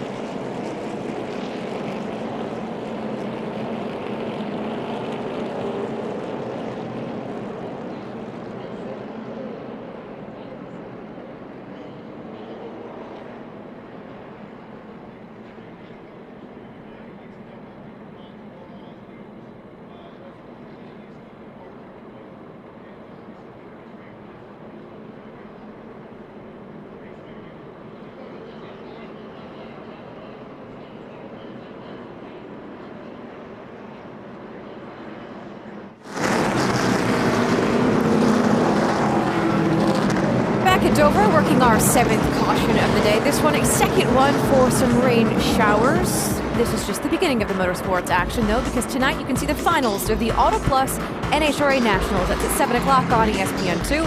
Then NASCAR Now tonight to recap all the action from today, 10 o'clock Eastern. NASCAR Now is back also tomorrow with the Roundtable, 2:30 Eastern on ESPN2. And next weekend, it's the NASCAR Nationwide Series at Kansas, 3 o'clock Eastern on ESPN2. And the Sprint Cup Series on Sunday, 1 o'clock Eastern on ESPN. Jimmy Johnson is your leader, so let's get caught up with his crew chief. Doc is with Chad Knaus. And Chad getting ready to call Jimmy's restart here. They get ready to go green. Chad, you guys been chasing the track all day, done a pretty good job. You said was the biggest challenge you had today. You know, the track just changes so much in between a green flag run and a caution run. Like right now, all the rubber's picked up off the racetrack, so the Nicole Ball Chevrolet is going to handle a little bit differently here at the start of this run, but in about 15, 20 laps, it's going to be rubber back up again, and the track will start to loosen up again for us. So it's a bit of a challenge, but it's a lot of fun. You know, now we got weather factoring in a little bit too, so just some unforeseens, but I'm really proud of what Jimmy's done today in our pit crew, and hopefully we can get a good solid finish here. Chad Knaus saying the weather is a factor. He told Jimmy to save fuel. Alan. 137 laps to go when they get the green here, Doc. That Kenseth Jimmy Johnson sharing the front row. And that number of laps to go, yes, does bring about the how many more stops do you need to make between here and the checkered flag. We'll talk about it in a minute. Let's watch some of the restart action first.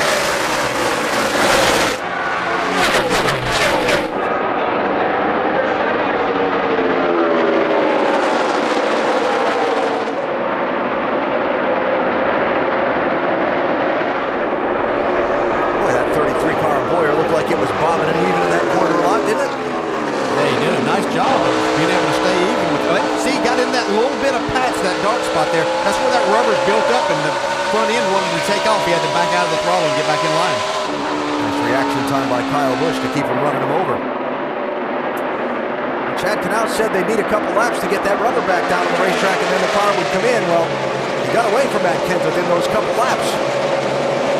Hey, Kurt Busch's team has done a good job adjusting their car today. We're 3/4 of the way through this thing and getting close to it. Yeah, see, Kenseth had to get up out of the throttle as the back end got a little bit free out of turn 2. Second place here, Kurt Busch 22.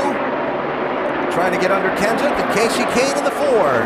Continuing to pick his way toward the front. Yeah, they really look like that Casey Kane and Kenny Francis have adjusted their car to this racetrack with the changing conditions. Got them in contention now. I mean, the first 4 spots now occupied by 4 different manufacturers.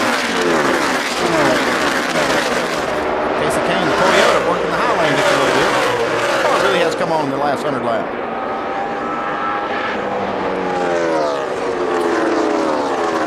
Now looking back in traffic.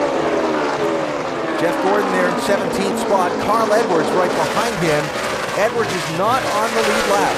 He is the first car a lap down at the moment, though, in 22nd place. So if the caution might come out, Carl could get the free pass and get back into the lead lap. Carl's probably seeing a lot of raindrops on his windshield. He's probably relaying that in right now. You think?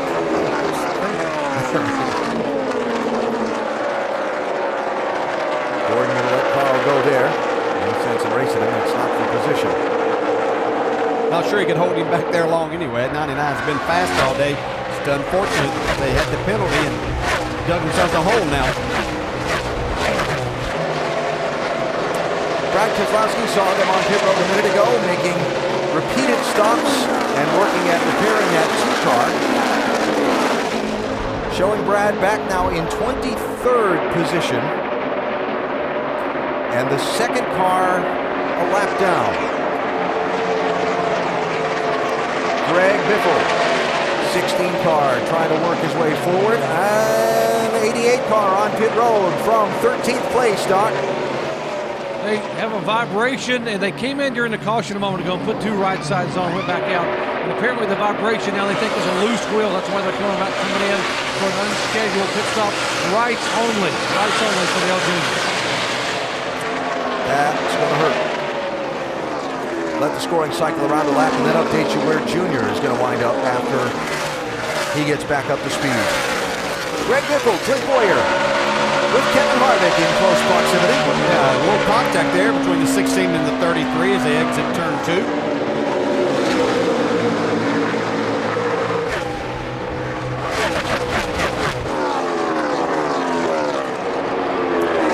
Greg Biffle continuing his effort to get back to the front of the pack. Clint Boyer having a steady drive. ESPN.com's David Newton reporting that Michael Waltrip Racing has scheduled a press conference for the Kansas Speedway next Friday, at which it is likely to be announced that Clint Boyer goes to work for Michael Waltrip Racing next year.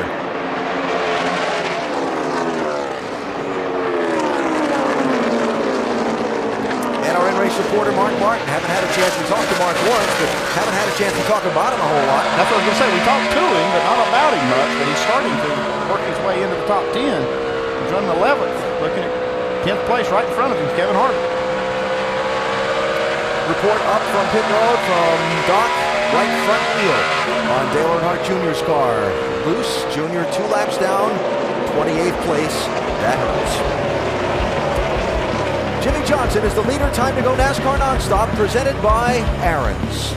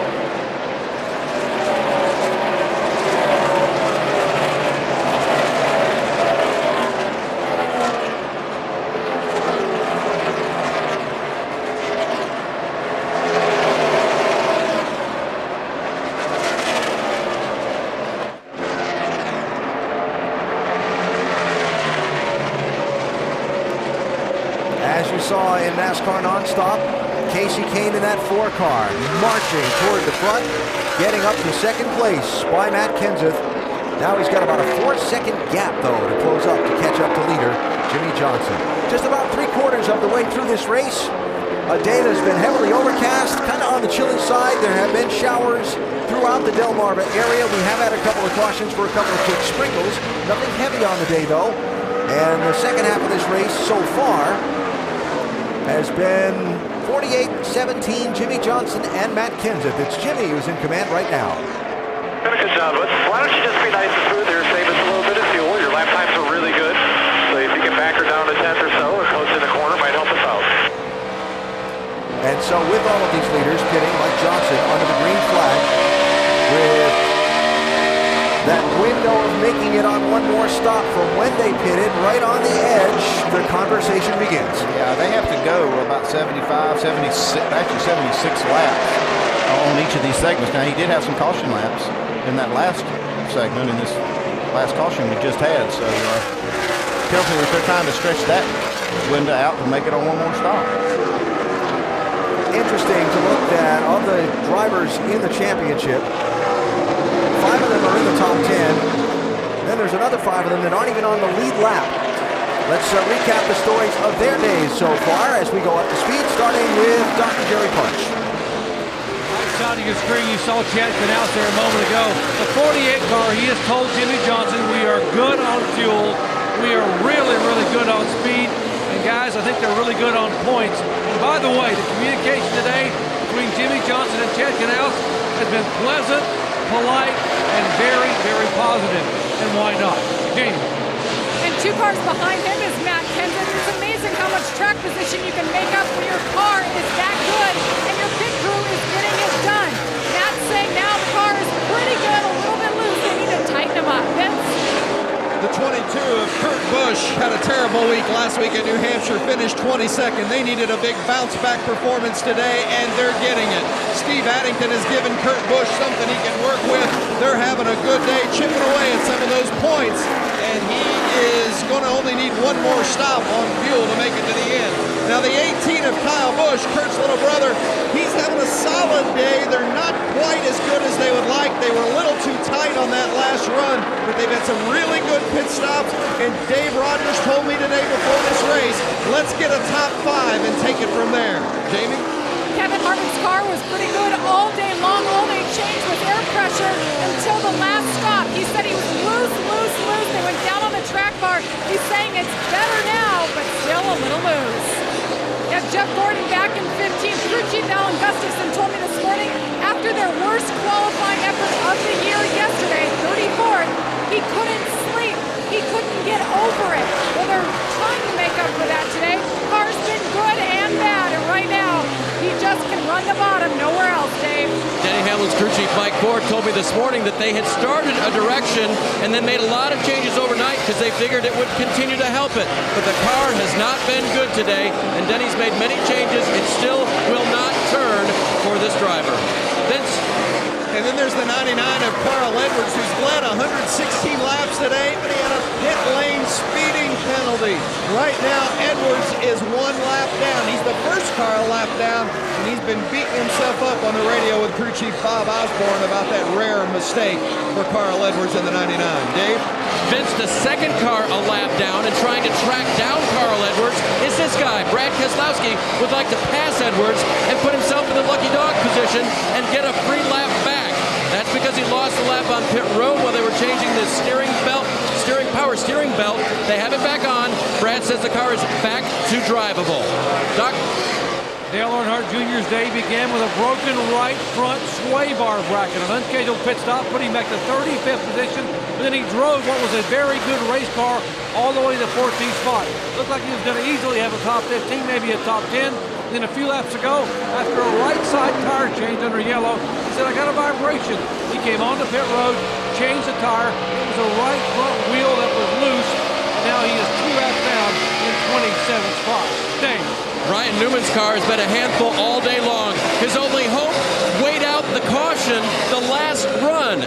Unfortunately, they had to come to pit road for fuel, and then the caution came out for rain.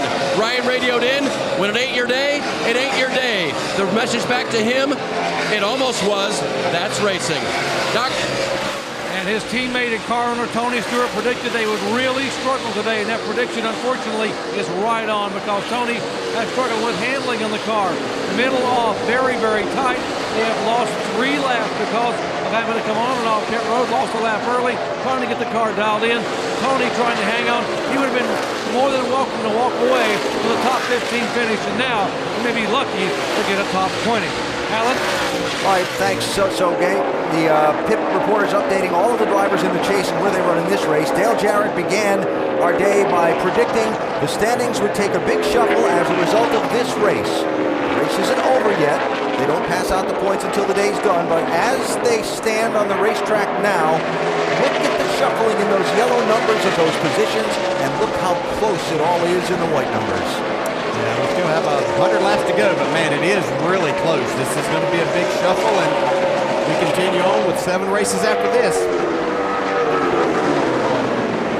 So, about 3/4 of the way through this race, Jimmy Johnson is the race leader. Casey Kane has cut his deficit to Johnson in half in the last 10 laps. We'll pick up the race for the lead as we go NASCAR Nonstop, presented by Aaron's.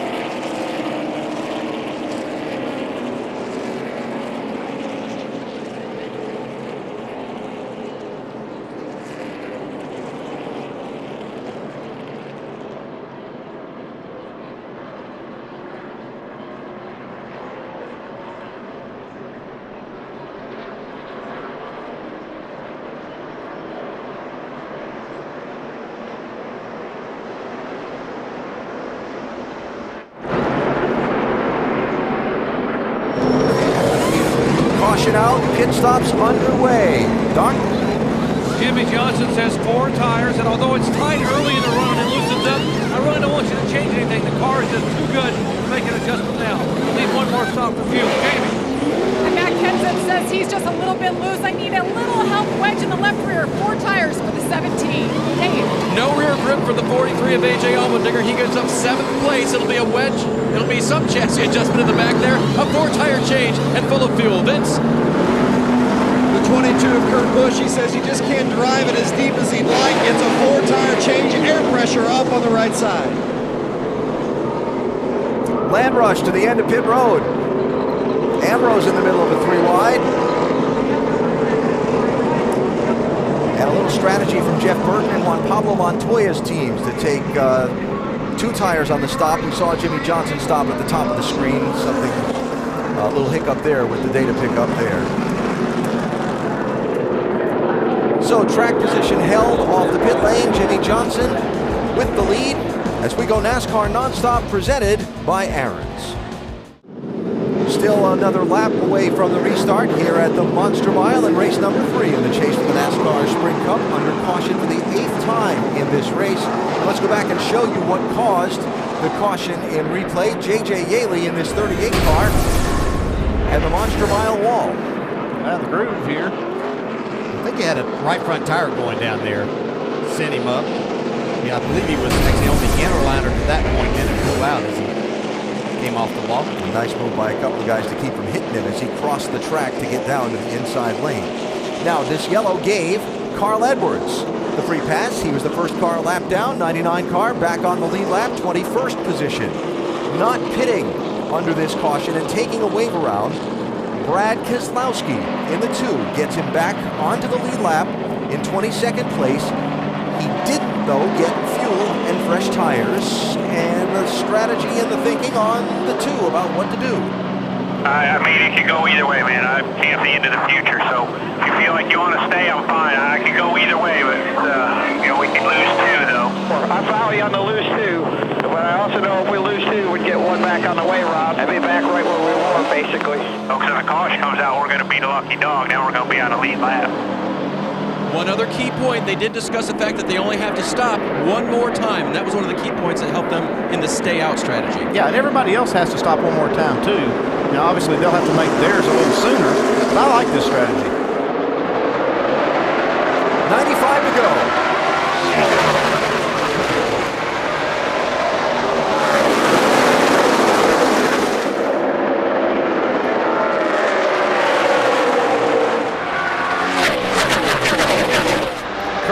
Clearing Matt Kenseth to get that second spot.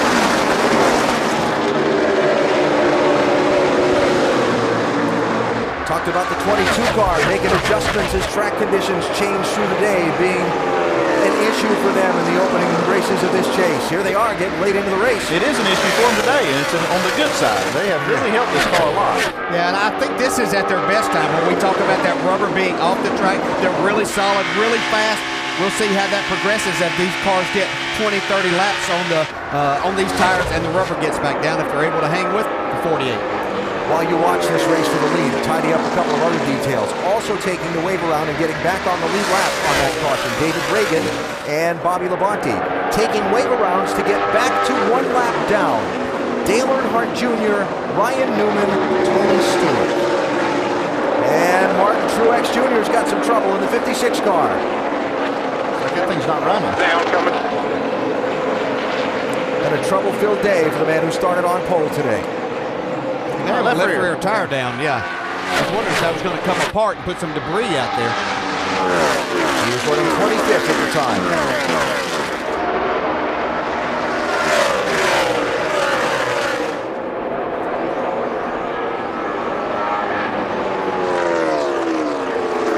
Side by side, Montoya 42, Biffle 16. Montoya, one of a couple of teams that went for just right side tires on that pit stop to try and get a little track position. Jeff Burton was the other in the 31 car.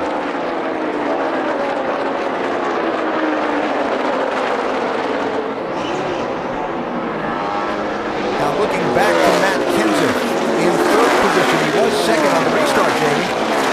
He just radioed to his crew, guys, something's going on. I think I have a left rear going down. So the team hurried up, jumped on the wall, and they're ready for anything right now, Alan.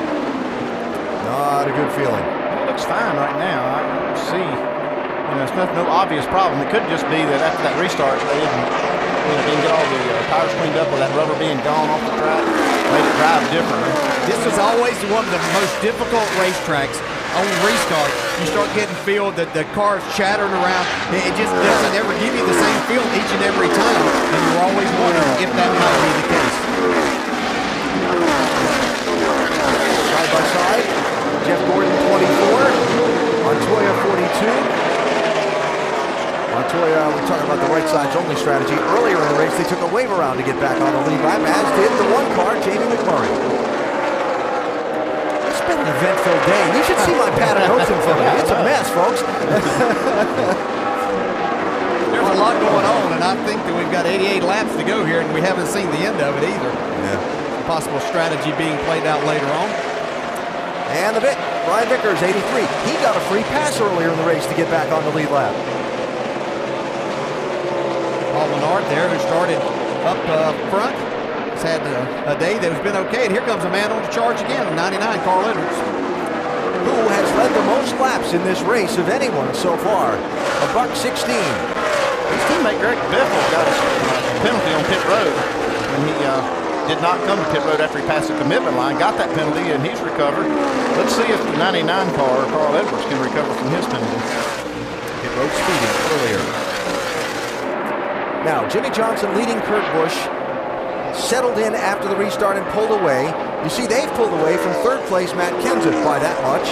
Casey Kane, talked about him in that last long run, marching up, got to second, was closing on Jimmy Johnson. Lost a little bit of ground on the exchange of pit stops. And right behind him, Marcos Ambrose.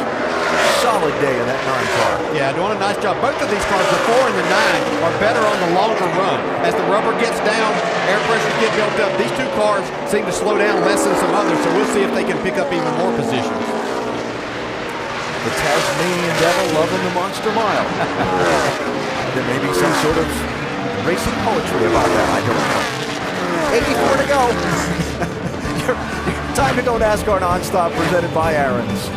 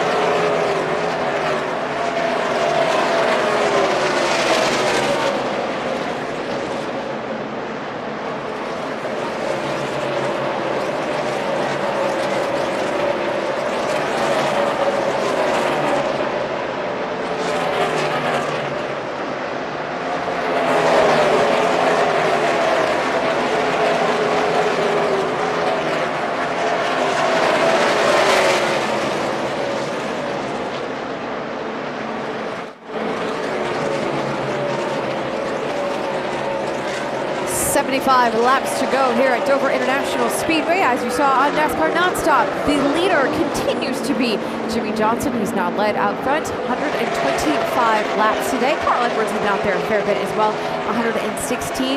We've seen 21 lead changes, 8 cautions, a couple for rain, and at the very bottom of that, you see who the points leader is right now as they run, the 29 of Kevin Harvick. But it's not just all about the chase drivers. How about Casey Kane? Yeah, Casey Kane, he's running in the top 5 all day long. He's running 4th right now. His lap times are looking good, Nicole. And you hit a nail on the head there. I mean, talk about the non-chasers. I mean, we knew we'd have to be talking about him sooner or later. And Kane's the best one of the bunch right now. He's up there. He's been there all day long. It's no fluke. This Red Bull Toyota's been flat flying all day long, Brad. Yeah, they've been boogieing, man. And how about those RPM cars? I mean, Marcus Ambrose has been up as high as 4th, and they've done a great job. He and A.J. Allmendinger, both the teammate car, they have been extremely fast. Both of these 2 cars are 2 of the fastest cars on the racetrack. Looking for some good finishes for those RPM cars today. Marcus Ambrose in 5th, A.J. Allmendinger in 7th. You're going to have to go back a little bit through the field to find Dale Earnhardt Jr., Ryan Newman, and Tony Stewart.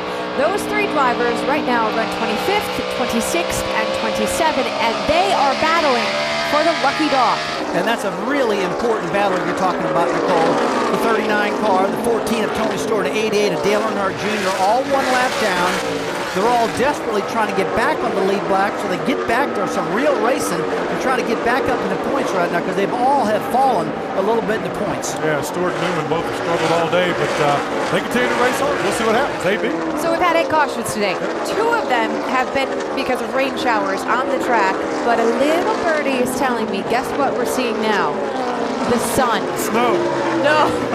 It may feel like it, but yes, believe it or not, that is the sun, which will be interesting if it comes out. How will that change track conditions, Alan?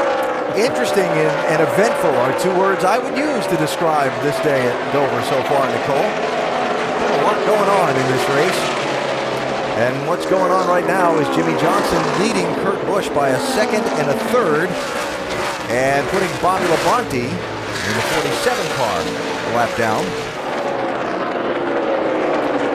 Just doing some math here and looking at some numbers. It's not going to be all that long, I don't believe, before we'll see that 2 car of Brad Keselowski on pit road after staying out to take the wave around. But again, at 69 laps to go, Andy, that ought to put him in a window to go to the finish if we were to run caution free from here. Oh yeah, he could come in any time now and still make it to the end. The other leaders, they can wait quite a while before they come. Yeah, and one thing just mentioned there, Alan, is they talked about that discussion with the 88, 39, and 14 battling for luck. No, with Bobby Labonte going a lap down, all that's out the window right now because they're a long way from him. Jeff Gordon picking up a spot on Jeff Burton, and the fastest car on the racetrack, watching the lap times for most of this last segment of the race, has been Carl Edwards in that 99 car. Problem is, he's got a big hole to dig out of after the pit road speeding penalty. Carl, the last driver to win a race after a speeding penalty. That was at Michigan in June of '07. We go NASCAR Nonstop, presented by Aaron's.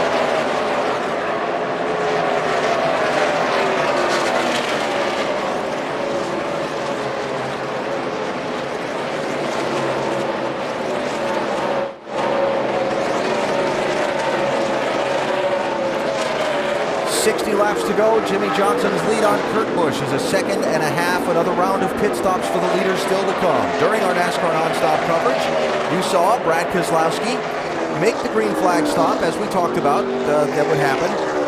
You also saw some of the guys that were trapped a lap down make a green flag pit stop, like Tony Stewart and Ryan Newman and Dale Earnhardt Jr.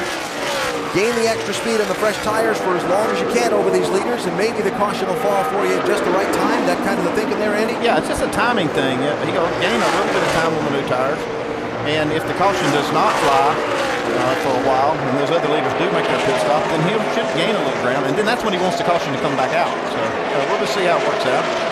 Race for 11th and 12th here. Carl Edwards, 99. Jeff Gordon, 24.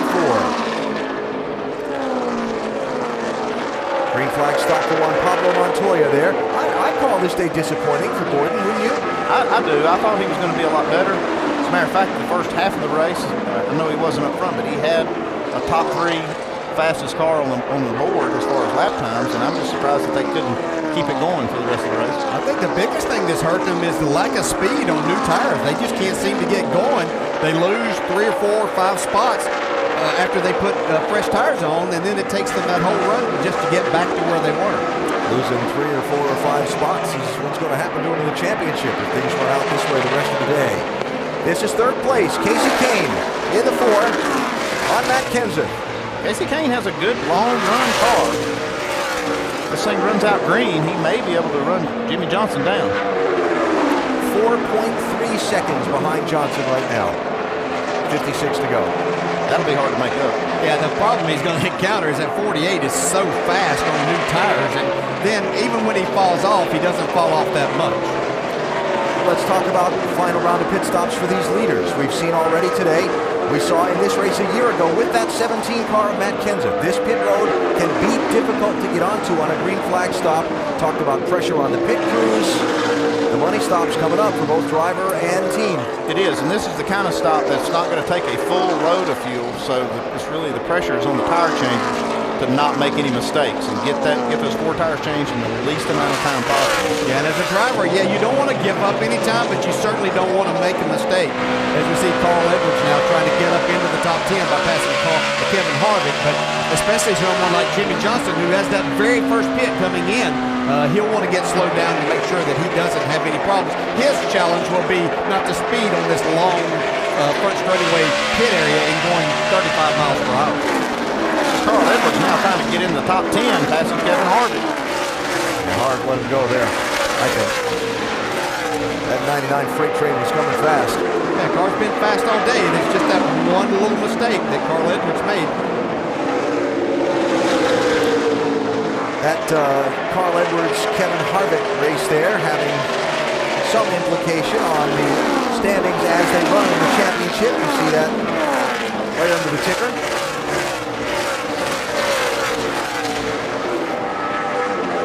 All right, so when will we see these final pit stops for the front runners? Johnson, Kurt Busch, Casey Kane, Matt Kenseth. Let's check on some of those. Don, what about the 48? Alan Jett announced and told Jimmy Johnson with that pit stop on lap 301, we're probably pretty good until about 20 laps to go. Now they're doing well right now, although Jimmy's talking about how the air pressure changing in the car is changing the handling of the car. Now they probably will stay out until 20 to 25 to go unless some of the other leaders decide to go ahead and pit early, and then they will be forced to come in. Right now, no thoughts on coming any earlier than they have to. Ben. Well, the 22 of Kurt Busch is taking his cue from when the 48 is pitting. Kurt said he ran it a little harder than necessary early in the run trying to keep up with Jimmy, and he thinks that's why the car is getting tighter sooner in this run. Steve Addington says he's going to make an air pressure adjustment on the right side and also a little wedge assistance to try to give Kurt the best car he can have on this final stint. Doc? On the 4 car of Casey Kane, a few minutes ago, Kenny Francis told his driver he thought there may be some weather about 30 minutes out. Caution on the racetrack, guys. Trouble on the back straightaway. Mike Bliss has crashed in the 32.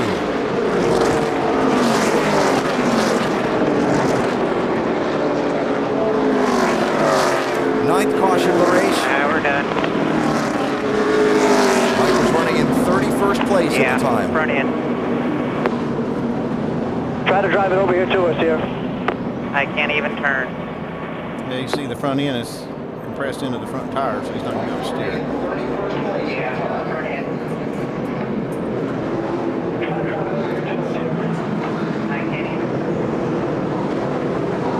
Caution, going to bring most of the front runners to pit road.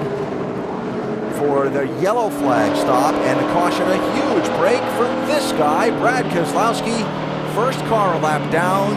Well, here's the problem. He's 2 down. He is the first car that's not on the lead lap, but he's not going to get on the lead lap because he made that pit stop.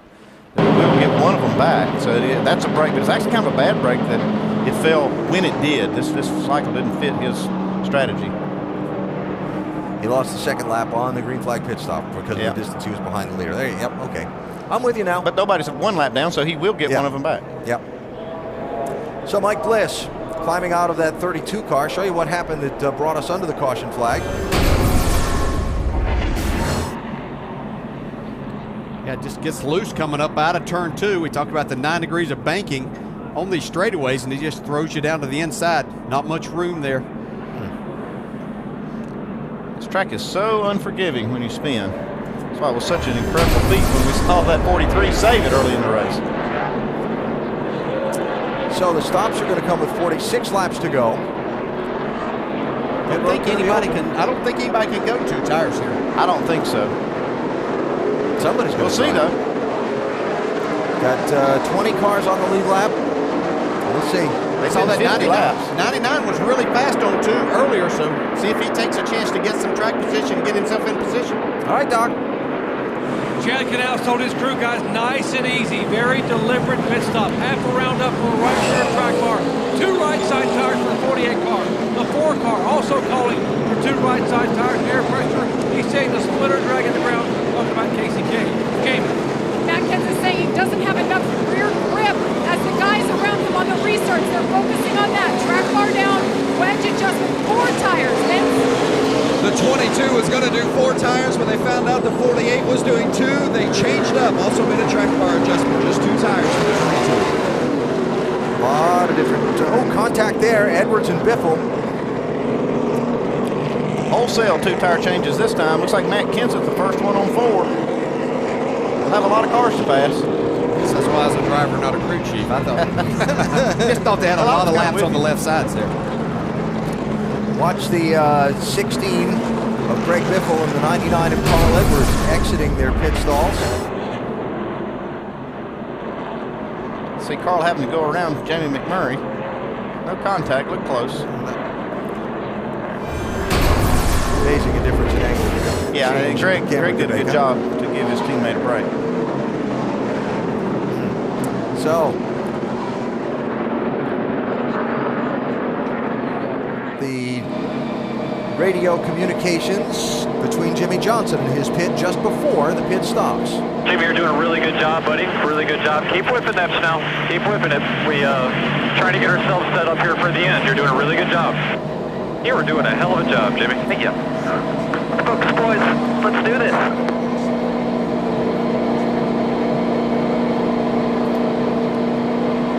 Look like they're ready to go. Sounds like to me. They're ready. They've had a great day so far. Just want to cap it off. That's what you almost get on pins and needles here at the end when you've had such a good car all day. Just want to cap it off. See now the 2 car getting that 1 lap back. Now he's tuning on a little bit. So a lot of right side tire only calls on that pit stop, Jamie. Check that, Doc. Yeah, Kenny Francis here making the call for Casey Kane. Kenny, you guys have been really good on 4, but you made a call for 2. Why? Yeah, our car's been pretty good all day. We hadn't really done 2 yet today, so I don't know. But we felt like, whoever took 2 tires, the 2 tires is probably going to win the race, is what we feel. So we felt like we just had to try it and see what happens. So hopefully it'll come to us. That last set of tires just didn't really agree with the car quite as much. So we made a little adjustment there. We're hoping for the best here. Kenny Francis saying 2 tires will win the race. Jamie? And Gil Martin for Kevin Harvick. He told me this morning, when it comes down to the end of the race, I'm not taking 4 tires like last time. You took 2. Now you're up there with the other guys that you're chasing. Is the car good enough? Yeah, I mean, our Ream Chevrolet's been pretty good all day long. We've been just out of sequence on where we wanted to be. We've had some really good runs. We've had 1 bad one that got us towards the back. We got a lot of weather coming, so we got bit in the spring by getting 4 this late in the race. So hopefully it'll play out for us right here. All about track position, and they got themselves 6 positions. Vince? solid day for Kurt Busch so far. Steve Addington, I know that you preferred to have taken 4 tires there. Everybody else went with 2. How confident are you? You got something to work with here in this final stint. Well, we're on the same field as everybody else. We had a really good car. Had one all day, and just hope we can finish this deal off. It's been a good race for us, and that 48 is pretty strong, but let's see if we can beat him right here. We're going to find out. Everybody's asked about whether the 22 could keep up with the changes of the track and everything else today, and I think so far, guys, they've done a great job at it. All right, Vince, thanks. 4 tires was the call by Jimmy Fettig for Matt Kenseth on that yellow. It's knocked them all the way back to 9th place. Yeah, we should have put 2 on, Jimmy. There's no way I'm going to pass all these cars in 40 laps. There's no way. Oh, well, we'll try it here. Just after we set the precedent in the last race, you knew everybody was going to do the same thing there. Very interesting. That last race happened here in May, the last caution. Pit stops were at lap 363 of 400. Clint Boyer, Carl Edwards, Jimmy Johnson, they all took 4 tires. Matt Kenseth's team went for just right sides. He restarted second alongside Mark Martin, who had pitted, got the lead a few laps later, and ran on to be the first one of the checkered flag. This time, the opposite call, and it's setting that back in traffic a little bit, Jamie. Vince, you want to ask him, Jimmy, you guys won this race last time in the spring with right sides. What made you take 4 tires this time?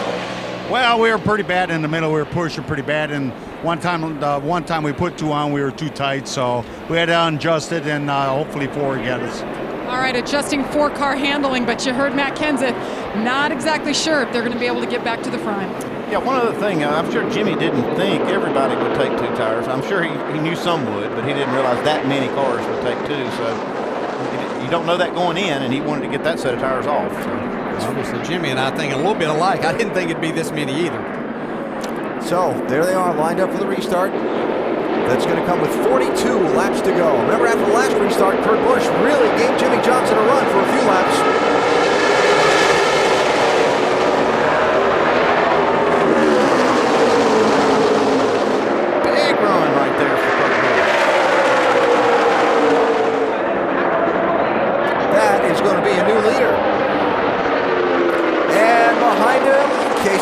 Inside of Kyle Busch for third.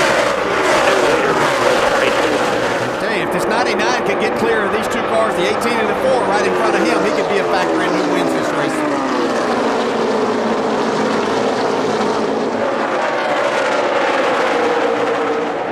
That's close. Edwards and Kyle Busch, 99 and 18, 4th place now. They're racing for. Mike Bliss examined and released from the Infield Medical Center after that crash a few minutes ago.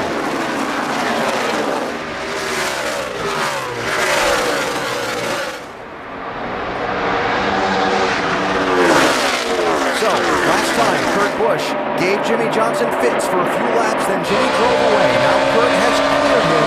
Can Jimmy get around? Yeah, and what Jimmy's thinking is he wants to get separated. Oh, trouble. Coming. Greg Biffle off turn 4 on the front stretch. Into the inside wall. Caution's out.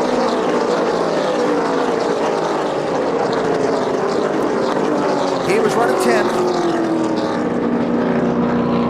Matt Kenseth was the closest car around him. Let's take it to the truck. Break for Brad Keselowski again. Who's going to get back on the lead lap now. Now he'll get that lap back to the knees. There he is. 2 in a row. 2 laps back. Brad Keselowski, lead lap. Somebody's going to start looking for a golden horseshoe around this 2 car before too long. They just hang in there and they take advantage of these lucky breaks.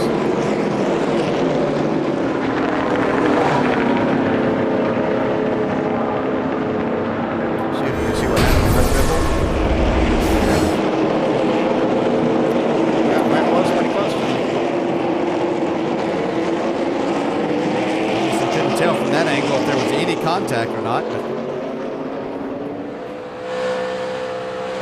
No, it looks, you can see up in front there, Greg Biffle just lost it coming up out of turn 4. Tough. The Biff had rallied back to the lead lap and in contention after some troubles earlier in the race. Caution flags out. We go NASCAR Nonstop, presented by Aaron's.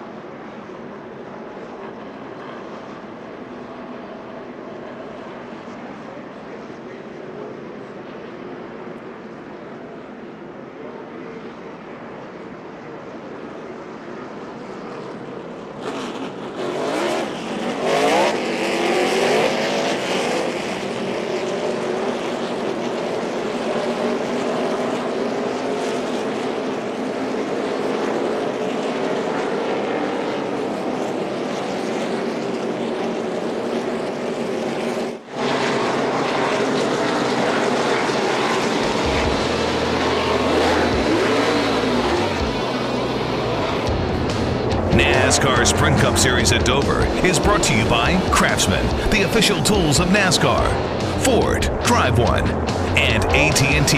Get it faster with 4G. Rethink possible.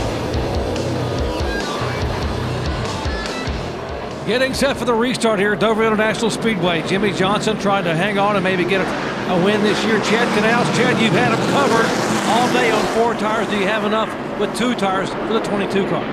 I think so. We'll have to see. We took 2 tires early on today when they had the competition caution, and the Cobalt Chevrolet ran really good right there. So I think we got a shot at it.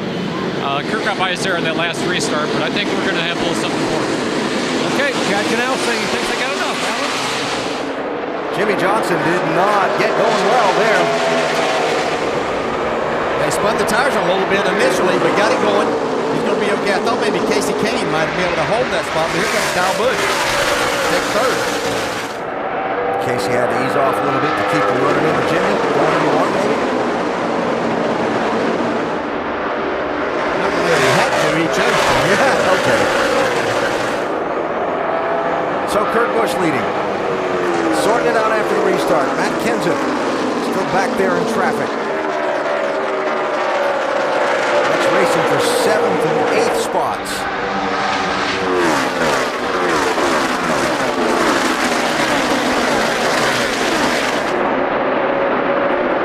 Now Jimmy's got a catch. Here comes Carl Edwards charging up through there. He's got a great car. He's going to have any chance. He's not going to be able to waste too much time in passing these cars that are separating him from the leader, Kurt Busch. He's so fast right through the middle of the corner. So Casey kind of taking his line away a little bit. Got to be careful there, too. That's so tight. Yeah, Carl's driving it a little bit different. He's backing out, getting to the gas in the center, driving it through there, but his car's not quite as good then on the exit. The 4 car's able to keep a little more momentum.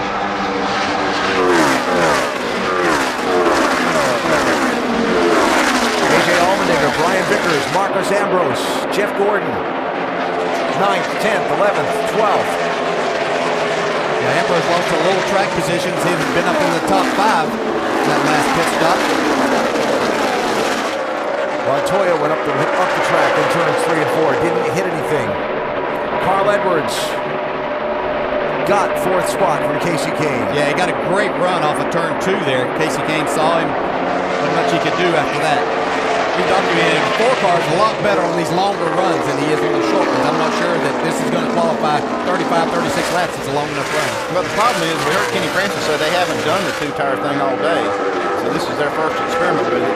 It looks like it's not working as well as their car did on 4-tire.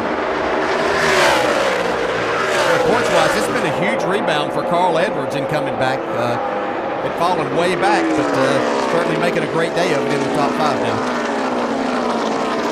I mentioned Montoya going up the racetrack a moment ago. Here's a look.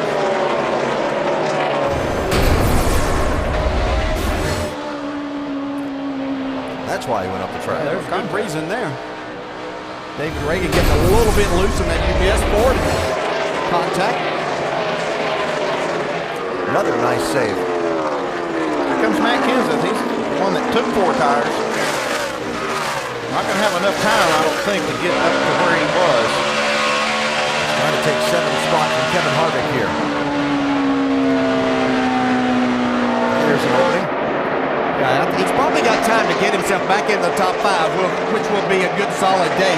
Keep him much more into this championship battle than being back there outside the top 10. Allmendinger, he's led on Kevin Harvick.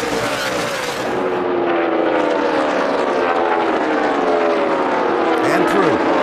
Allmendinger having a solid race in that 43.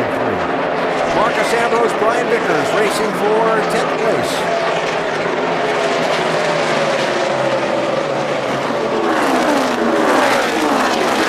Ambrose, the winner of Watkins Glen. Brian Vickers has had a tough season with a couple of top 5 finishes. Carl Edwards up to 3rd. Talk about a late rally. Yeah, another caution flag, and Carl Edwards is going to be the man to beat, I think, to win this thing. He might still catch those top 2. That's 25 laps. Let's talk about those top 2 for a minute. Jimmy Johnson has not closed back in on Kurt Busch. they're really going just about the same speed. Been watching lap times. It looks like these top two are about the second best cars. Looks like Carl Edwards has the fastest. We'll watch speeds at the line and see who is the quickest. Right there. The thing I'm seeing with the 48 of Jimmy Johnson, when he was fast and leading this race, he was right on the bottom of the racetrack. These two tires have changed the handle in his car. He's up a good half groove, if not a little more than that, in the center of the corner. And Carl is a little quicker than these top two, but he's not that much quicker. He's got 24 laps. He might get there. Knocking some ground off. He knocked a couple tenths off that lap. Well, some storylines on the day that have been answered. Kurt Busch making adjustments to keep up with the track as the day went on, and going from being the most consistent driver in the second half of the season, knocking off just top 10 after top 10, but usually between 5th and 10th, to running up front and contending to win this race. And Jimmy Johnson saying he needed a top 3 in position to get that done right now. 11th place changing hands there. Jeff Burton, solid drive, looking for what would be incredibly just his second top 10 finish of the year if he can pass one more. This is his best run of the day, and that's the time to have it in the last segment. And disappointment for Jeff Gordon, sitting back there in 13th place in the final laps. Not today, the 4-time champ expected to have here at the Marshall Isle. Now watching Jimmy Johnson also starting to close back in on Kurt Busch a little bit. It's like what we've seen in the past is the 22 to kind of start to struggle a little bit as he gets more laps on his tires. Boy, this championship is really going to close up today if these last laps run out like they stand right now. Casey Kane, Kyle Busch for 4th and 5th.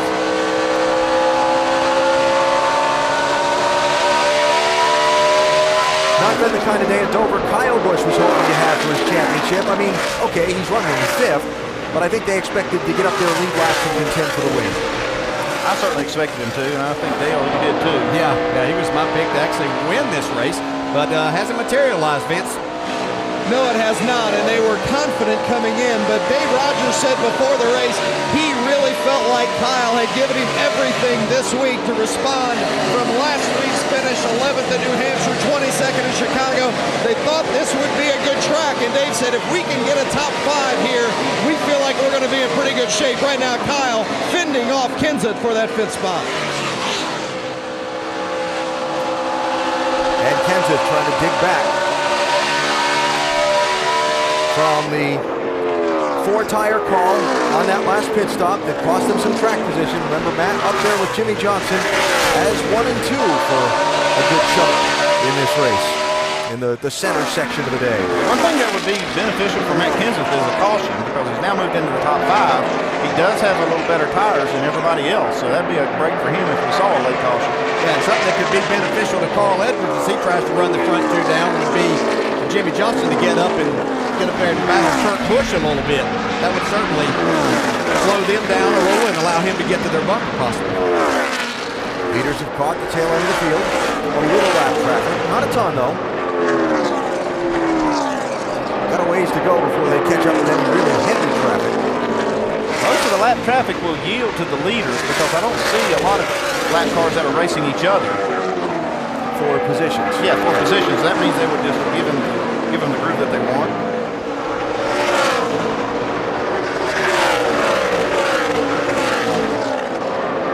Kurt Busch started on the front row and led a good bit in the opening segment of the race. Led most of the first 50 laps of the race. Then Carl Edwards went out in front. Carl was the dominator from lap 51 for a good bit of the race, on to about lap 175. Then Jimmy Johnson went out in front, and he's been the guy in command until this late turn of events, with Kurt Busch getting out in front. Kurt Busch done a great job when he got out front here. I'm really impressed. Yeah, one thing with that 22 car, he got a little damage on pit road that knocked that right rear quarter panel out a little bit. I'm not sure that didn't help him. Make it a little tougher for Jimmy to run him down. Jimmy Johnson, Chad Knaus, so much talk after they came into this race, 10th in the championship. Could they climb out of that hole? Could they make it 6 in a row? Where did they stand between them? And frankly, the practice session that they had on Friday, body language, tone of voice, that kind of thing, did little to dispel people from carrying on with that story. But they certainly had that car fixed up and sporting for today's race. Bob Osborne, I think he's had the best car for Carl. Just, that one penalty, that one little miscue of speeding on pit road, getting back that lap and then not being able to get back up in contention until late, might end up costing him a chance to win this one. Carl Edwards busted for speeding. 10 more, buddy. 10 more right there. Exiting pit road on a green flag stop at lap 246.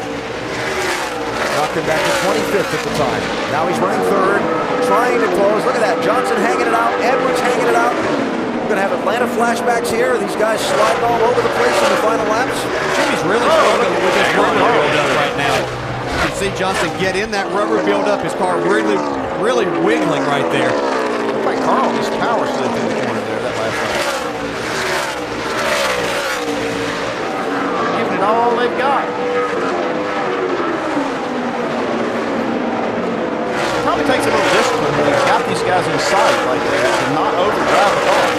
Yeah, it is that, and Jimmy's really struggling with his car in the center of the corner where he was keeping it below that rubber buildup. He can't keep it that and carry any speed. See Carl Edwards closing in for second. Clint Boyer, A.J. Allmendinger racing for 7th place, 33 and 43. Nice drive today for both. Allmendinger sent for a big slide after contact with Denny Hamlin way back on the 5th lap of the race. It sent him back to 43rd in the field at the time. Yeah, Boyer hasn't been spectacular, but through the second half of the race, he's been more solid. And some other side-by-side on the lead lap. David Rudman around Brian Vickers. Vickers looks like he's kind of hanging on through these last laps a little bit.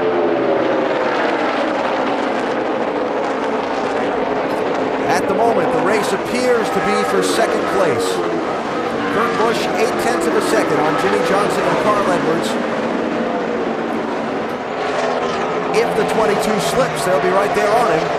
Yeah. He's got a slip. Yeah, the thing that I've seen is Kurt Busch getting a lot of help from the lap traffic that he's encountering, and they're just one at a time, where they're not running side by side or anything. The only people I've seen slipping are Edwards and Johnson. They're just pushing their cars so hard. And Kurt Busch is able to just keep his car steady and keep that lead.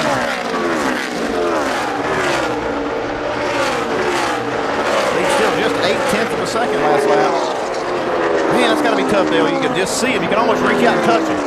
Yeah, they're right there. And you're trying to figure, where can I get just a little bit more out of my race car? I'm not sure that's possible for any of these three right now to get any more. Now, understanding that if you try to get that little more, just a little too much, you might end up throwing away a good finish in the last laps. Well, they're all three solidly back in the chase here now. I think that's one big thing, but they do want to win. That's the goal right now. Yeah, they're thinking about the chase in the back of their mind, but right now they want the trophy. A lot's been made of the radio conversations between Jimmy Johnson and Chad Knaus during last week's New Hampshire race. Steve Addington pushing for Kurt Busch on the left.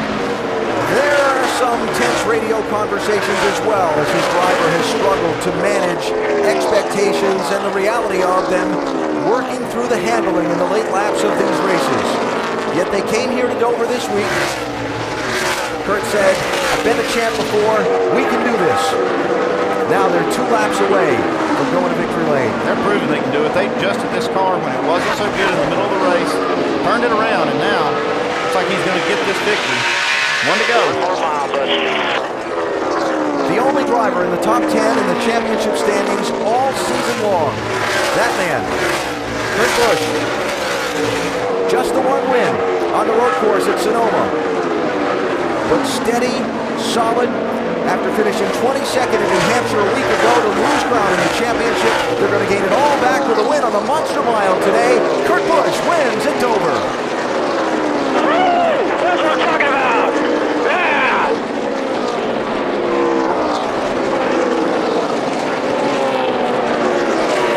Look at the rest of the lead lap finishers.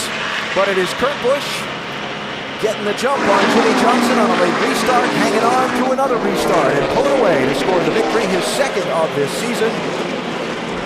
And the win going to pull Kurt Busch up to 4th in the championship standings, only 9 points off the leader, Kevin Harvick. Well, I think you hit the nail on the head right there, Alan. It was that restart where he was able to stay side by side with Jimmy Johnson down into 1 and then powered to the lead off of turn 2. That was the key winning moment. And the winning crew chief is with Vince Welch. And he just got a thumbs up from his cohort on Penske Racing, Paul Wolf, just giving congratulations to Steve Addington. Steve, you told me before the race, we've got to control what we can control. How much did you have to work on this race car to get it to victory lane today? We worked with it. Had to put a good bit of wedge in it, work with tire pressures, and finally found a direction there with the tire pressures and stuff, and it came to life, man. Awesome job by everybody on this Penske Racing Dodge. Shell Pennzoil, I want to thank them. AAA Lennox. I want to thank everybody back at the shop. They busted their butts. We finally got us another win with this 22 car. Total team effort. Alan? All right, Vince, thanks. Steve Addington, a somewhat soft-spoken guy, nose to the grindstone, though, and working hard to find the championship. And our Goodyear winning moment as Kurt Busch lays the nose of that Dodge up against the inside retaining wall and lights him up for the fans. Lighten up the Goodyear.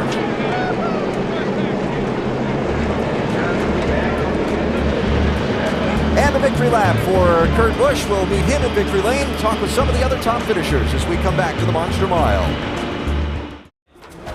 Dover, Delaware, the Monster Mile, where race number 3 in the chase for the NASCAR Sprint Cup is over. We said at the start of the day, Dale said this race would cause a big shake-up in the championship standings. Not only did it shake up the positions, but it closed up the championship as well. Yeah, we've got 9 drivers solidly in the chase here. Battle for this championship within 19 points. It'll be fun. On to Kansas with that as the picture. And we head down to Napa Victory Circle, where Kurt Busch is about to celebrate a win at Dover.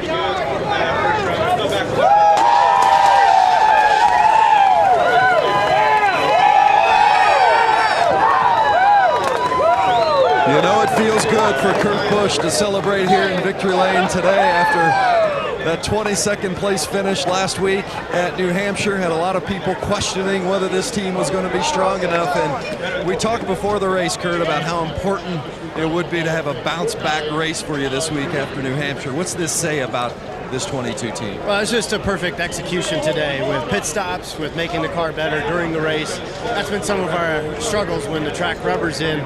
We're not exactly where we need to be, but it's an awesome day for Shell, for Pennzoil, for Dodge. I mean, I can't be happier right now. And to win a Sprint Cup race in the chase, this is what it's all about. That's the feeling of the playoffs and this team. We had everything go wrong last week. We had everything go right this week. We just need nice, smooth races from here. Feel like you're a championship contender? I feel like we're right in the mix. I mean, you just got to cover up those bad days. You know what I mean? Like Tony Stewart probably struggled today. He's going to be dropping back. You know, you just can't drop out of just running consistent for those top 10s. But right now, this team, I just got to thank all of our sponsors. And, of course, the Shell Saver card, 22 cents a gallon off on Wednesday with this bad boy. So make sure you get this card. But thanks to Sprint, thanks to all of the sponsors at Penske Racing, Dodge. I mean, it's unbelievable. With Coca-Cola, AAA, Lennox, Discount Tire, Snap-on Tools. Just got to thank all these guys. And my sunglass guys, even though it's a cloudy day, tag wearers. So thanks a lot, guys. Kurt Busch taking care of business today. Up to 5th, or up to 4th in the point standings now, Doc.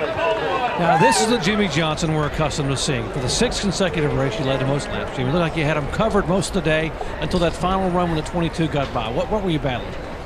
Really, I just got a poor restart when I was the leader, and then the last restart, I didn't get a good one again, and couldn't race him through turns 1 and 2. So the cars were very equal. We saw that the run just before that final run there, and I could get a gap on him through traffic after 30, 40 laps. But for the first 30, you know, he was awfully quick, and I had my hands full there, and I just didn't get a good restart and cost myself a win. What does this kind of run today do for you and this team in terms of the overall chase and the championship? Well, it gets us right back in the thick of things, and I think a lot of people overreacted last week about an 18th place finish, where we probably should have finished about 10th or 8th, but the contact late damaged the car and we slid back. But this is a great race team, and we proved it today. We proved it at Chicago, but we ran out of gas and didn't finish where we were supposed to. And this is the same team that's won 5 championships in the past. And it's a team I'm very proud of and a very big part of, and I look forward to what this Lowe's team can do in the future. Well done, bud. Thank you. Let's go to Dave Burns. A third-place finish for Carl Edwards and a tie at the top of the championship, but one mistake on pit road today. Carl, did that cost you the race? Did you guys notice that? You saw that? That was big. Everyone saw, unfortunately, yeah. And you were kicking yourself after the race, I know. That was really, really, really dumb. And fortunately, we had a lucky caution there, and I got the lap back, but that was bad. So my guys did a really good job. I got to thank Aflac, Ford, Scott, Subway, Kellogg's, Sprint, and all the fans for sticking around out here with this inclement weather. But man, we had the car that could win. It's completely my fault that I didn't have a chance to run up there. But the coolest thing was after the race, my guys, they said they're behind me 100%. We're going to move on and go to Kansas. And at the end of the day, we did make up some ground. But talk about that charging at the end, though, too. Well, yeah, that was as hard as I can drive. That's it. So it's fun, but man, I just it's hard to get over that in the car when you make a mistake like that. That's so bad for the day and so bad for everybody that's put so much effort in. But it was really cool. My guys are behind me, so excited to go take this Aflac Fusion to Kansas and hopefully put on a good show there. Yep. They all came by, patted him on the back, and said we'll get him next week. Jamie. And Jeff Gordon, gosh, what a day. Started 34th, Jeff, and you ended up 12th. I know you're not that happy with it, but what's up with those restarts? I think that was probably the culprit today. Yeah, that's been a struggle for us here at this track this year. Just super, it's like there's no air in the front tires for the first 8 laps, and so we just don't have any speed to take off. And then once we get going there, then we got a great race car, you know. So it started off good, and we worked our way forward pretty quick from that 34th position, which we were hoping to do. But you know, once we got up there, I mean, I made some mistakes today, and we just didn't have it on the restarts. But other than that, you know, we've had a great fight from this race team. I'm so proud of the effort. I just, you know, we got to run better than that. You lost 4 positions in the points. You're 9th now, but moving on to Kansas, what do you think you guys will have there? Well, we gained on some, lost on some others. It was such a, you know, it's so tight right there all the way back to 9th or 10th. So we, you know, Kansas is a great track for us. I can't wait to get there. You know, if we can run the way we ran there earlier in the year, then we'll make up a bunch of those points that we lost today. It was a good day today for Jeff Gordon, who had his worst start of the year, but ended up 12th. Alan? All right, Jamie, thanks. The mention of Kansas, where we go next Sunday. As we look ahead at the upcoming schedule for the NASCAR Sprint Cup Series, 7 races remaining in the season. A couple of mile-and-a-halfs, and then a big wild card up next. And then one right after that, Martinsville. Those are the remaining races of the season. Like to join us at the track, NASCAR.com/tickets. And we had some good racing this season. Got some great racing left to go to determine who the champion will be. So the Miles the Monster Trophy there with that 22 die-cast car tucked in the upraised right hand after Kurt Busch wins today. Let's talk to some more of the top finishers from today. 5th place was Matt Kenseth. Well, Alan, back in May, Jimmy Fitting made a 2-tire call and he put him in victory lane. Today, there was a 4-tire change in that final stop. Was that the difference? I don't think that was the difference. I mean, I look at the scoreboard, all them guys, Carl got behind speeding or something, but all them guys outran us the last couple runs. So, you know, that's what won it in the spring, but we had a real fast car, and we just got off a little bit toward the end of the race, but we had a great pit stop. The last run, the car was back to normal, and glad we could get back up to 5th. Another top 5 finish now with 7 to go in a chase. What's your mindset toward this championship? My mindset is just finish the best you can. I mean, the only car and team we can control is our own, so we just go out and race hard every week. Hopefully we can keep getting some finishes. We've had really fast cars the first 3 races of the chase. I really couldn't ask for any more, but we just got to get the finishes every week and, you know, just keep clicking them off one at a time. Okay, Matt Kenseth finishes 5th today, still 7th in the points. Dave. Just ahead of him was the top finishing non-chase driver. That was Casey Kane. First time in the top 5 finishing here, Casey. How'd you guys do it? Well, we had a strong Red Bull Toyota throughout the race, and at times we were the best car. You know, but at the end I got a little bit tight. Then I had a great restart, and I thought we could get to 2nd, and Jimmy just was coming down, getting into 1, so I let him go rather than wreck him, and that was kind of our race. But we ran well. The team's still fighting hard, even though there's some uncertainty with the guys. Some of the guys, the Red Bull guys, are still fighting hard and doing a really good job. Kenny Francis called a good race, and we were right there all day. Don't count them out yet this year. They're still running fast in the 4-car. Jamie? And Brad Keselowski talking it over with his crew chief, Paul Wolfe. Brings it home 20th today. You only lost 3 spots, and you guys are still right there in the hunt. What was today like for you guys? It's just A kick in the butt, that's for sure. Both Kurt and I had great Penske Dodgers, and I want to thank everybody at Penske and Dodge for giving us fast cars. Just caught a bad break there. Looks like we ran over something, and it knocked the power steering belt off the car, and all these big piles of rubber, we must have hit one, and it just came up inside the car and knocked it off. And we lost a lap in that, and just couldn't get it back till right to the end, and just wasn't meant to be for us. Had a very fast car, and probably should have had a top 5 day, but I guess I didn't have the golden horseshoe today. It was a roller coaster indeed for Brad Keselowski. All right, Jamie, thanks. And as we look ahead, motorsports coverage continuing tonight on ESPN2 with the Auto Plus NHRA Nationals Finals from Reading, Pennsylvania, and NASCAR Now with more post-race coverage from here in Dover. That's at 10 Eastern Time tonight on ESPN2. The Monday Roundtable. Dive into some of this championship and the ups and downs of this day. 2:30 Eastern, ESPN2 Monday, and then it's on to the Kansas Speedway with the NASCAR Nationwide Series Saturday, and the NASCAR Sprint Cup Series Sunday. Coverage presented by Dodge. That's ESPN at 1 Eastern for Race 4 in the Chase. Well, you said it was going to happen. It did. The standings have taken a big shakeup. Final thought for the day? Yeah, it sure have. It's going to be a great race to see who's going to win this championship. I was impressed with a lot of the non-chasers running up in the top 5, finishing in the top 10. Kane, Allmendinger, Boyer, Ambrose, Jeff Burton finishing in 11th today. So I think it's going to continue to be that. And these non-chasers could be a big factor in these points as we get to the end. And Tony Stewart, he was not looking forward to this race. Knew he was going to struggle and did, but he didn't lose that much. He's still third in points, only 9 points back, and now we're out of Dover. And as we leave Dover, a tie atop the championship. Carl Edwards, Kevin Harvick with the same number of points. Harvick is the official championship leader. He's got more wins. Let's hear from him, Vince. And Kevin finishes 10th today. Do you have a defining moment in this race today? Man, we just struggled on 2 tires. I think all in all, we probably had a little bit better Rheem Chevrolet than that, but every time we put 2 tires on, I'd get tight for 4 or 5 laps and then just really loose up off. So just fighting for our lives there at the end, and we're able to salvage something out of the day. And that's what you have to do to win this chase, isn't it? Salvage? Yeah, and I mean, I enjoy coming to this racetrack, but it hasn't been a particularly good racetrack for us. So to come out of here with a decent day and salvage something out of it is what we have to do. And he did indeed. Kevin Harvick, 10th today. This gives us a chance to come full circle on something we talked about earlier today during Countdown, the driver-crew chief relationship. And coming into the day, we had said that the relationship between Steve Addington and Kurt Busch was a little bit strained. But we also said a win can heal all wounds. Is that the case? Oh, I absolutely agree that a win cures all ills when it comes to any type of competition. And the thing we saw today that I really love is we didn't have a fuel mileage debate or have to figure it out. These guys got to race for the end, and Kurt Busch was wheeling that thing, and that's really healthy for that race. Brad, you hit the nail on the head right there. We saw these guys run hard as they could all day long because we had no fuel mileage races. And this 22 car had a lot of horsepower. Really happy how the 48 car run too. But the 22 car has been a great handling car all year long, and they really got it together today, and I was proud to see that. But the fuel mileage issue, out the window, we got to see the fastest cars run today. That's right. Hopefully that's a sign of things to come.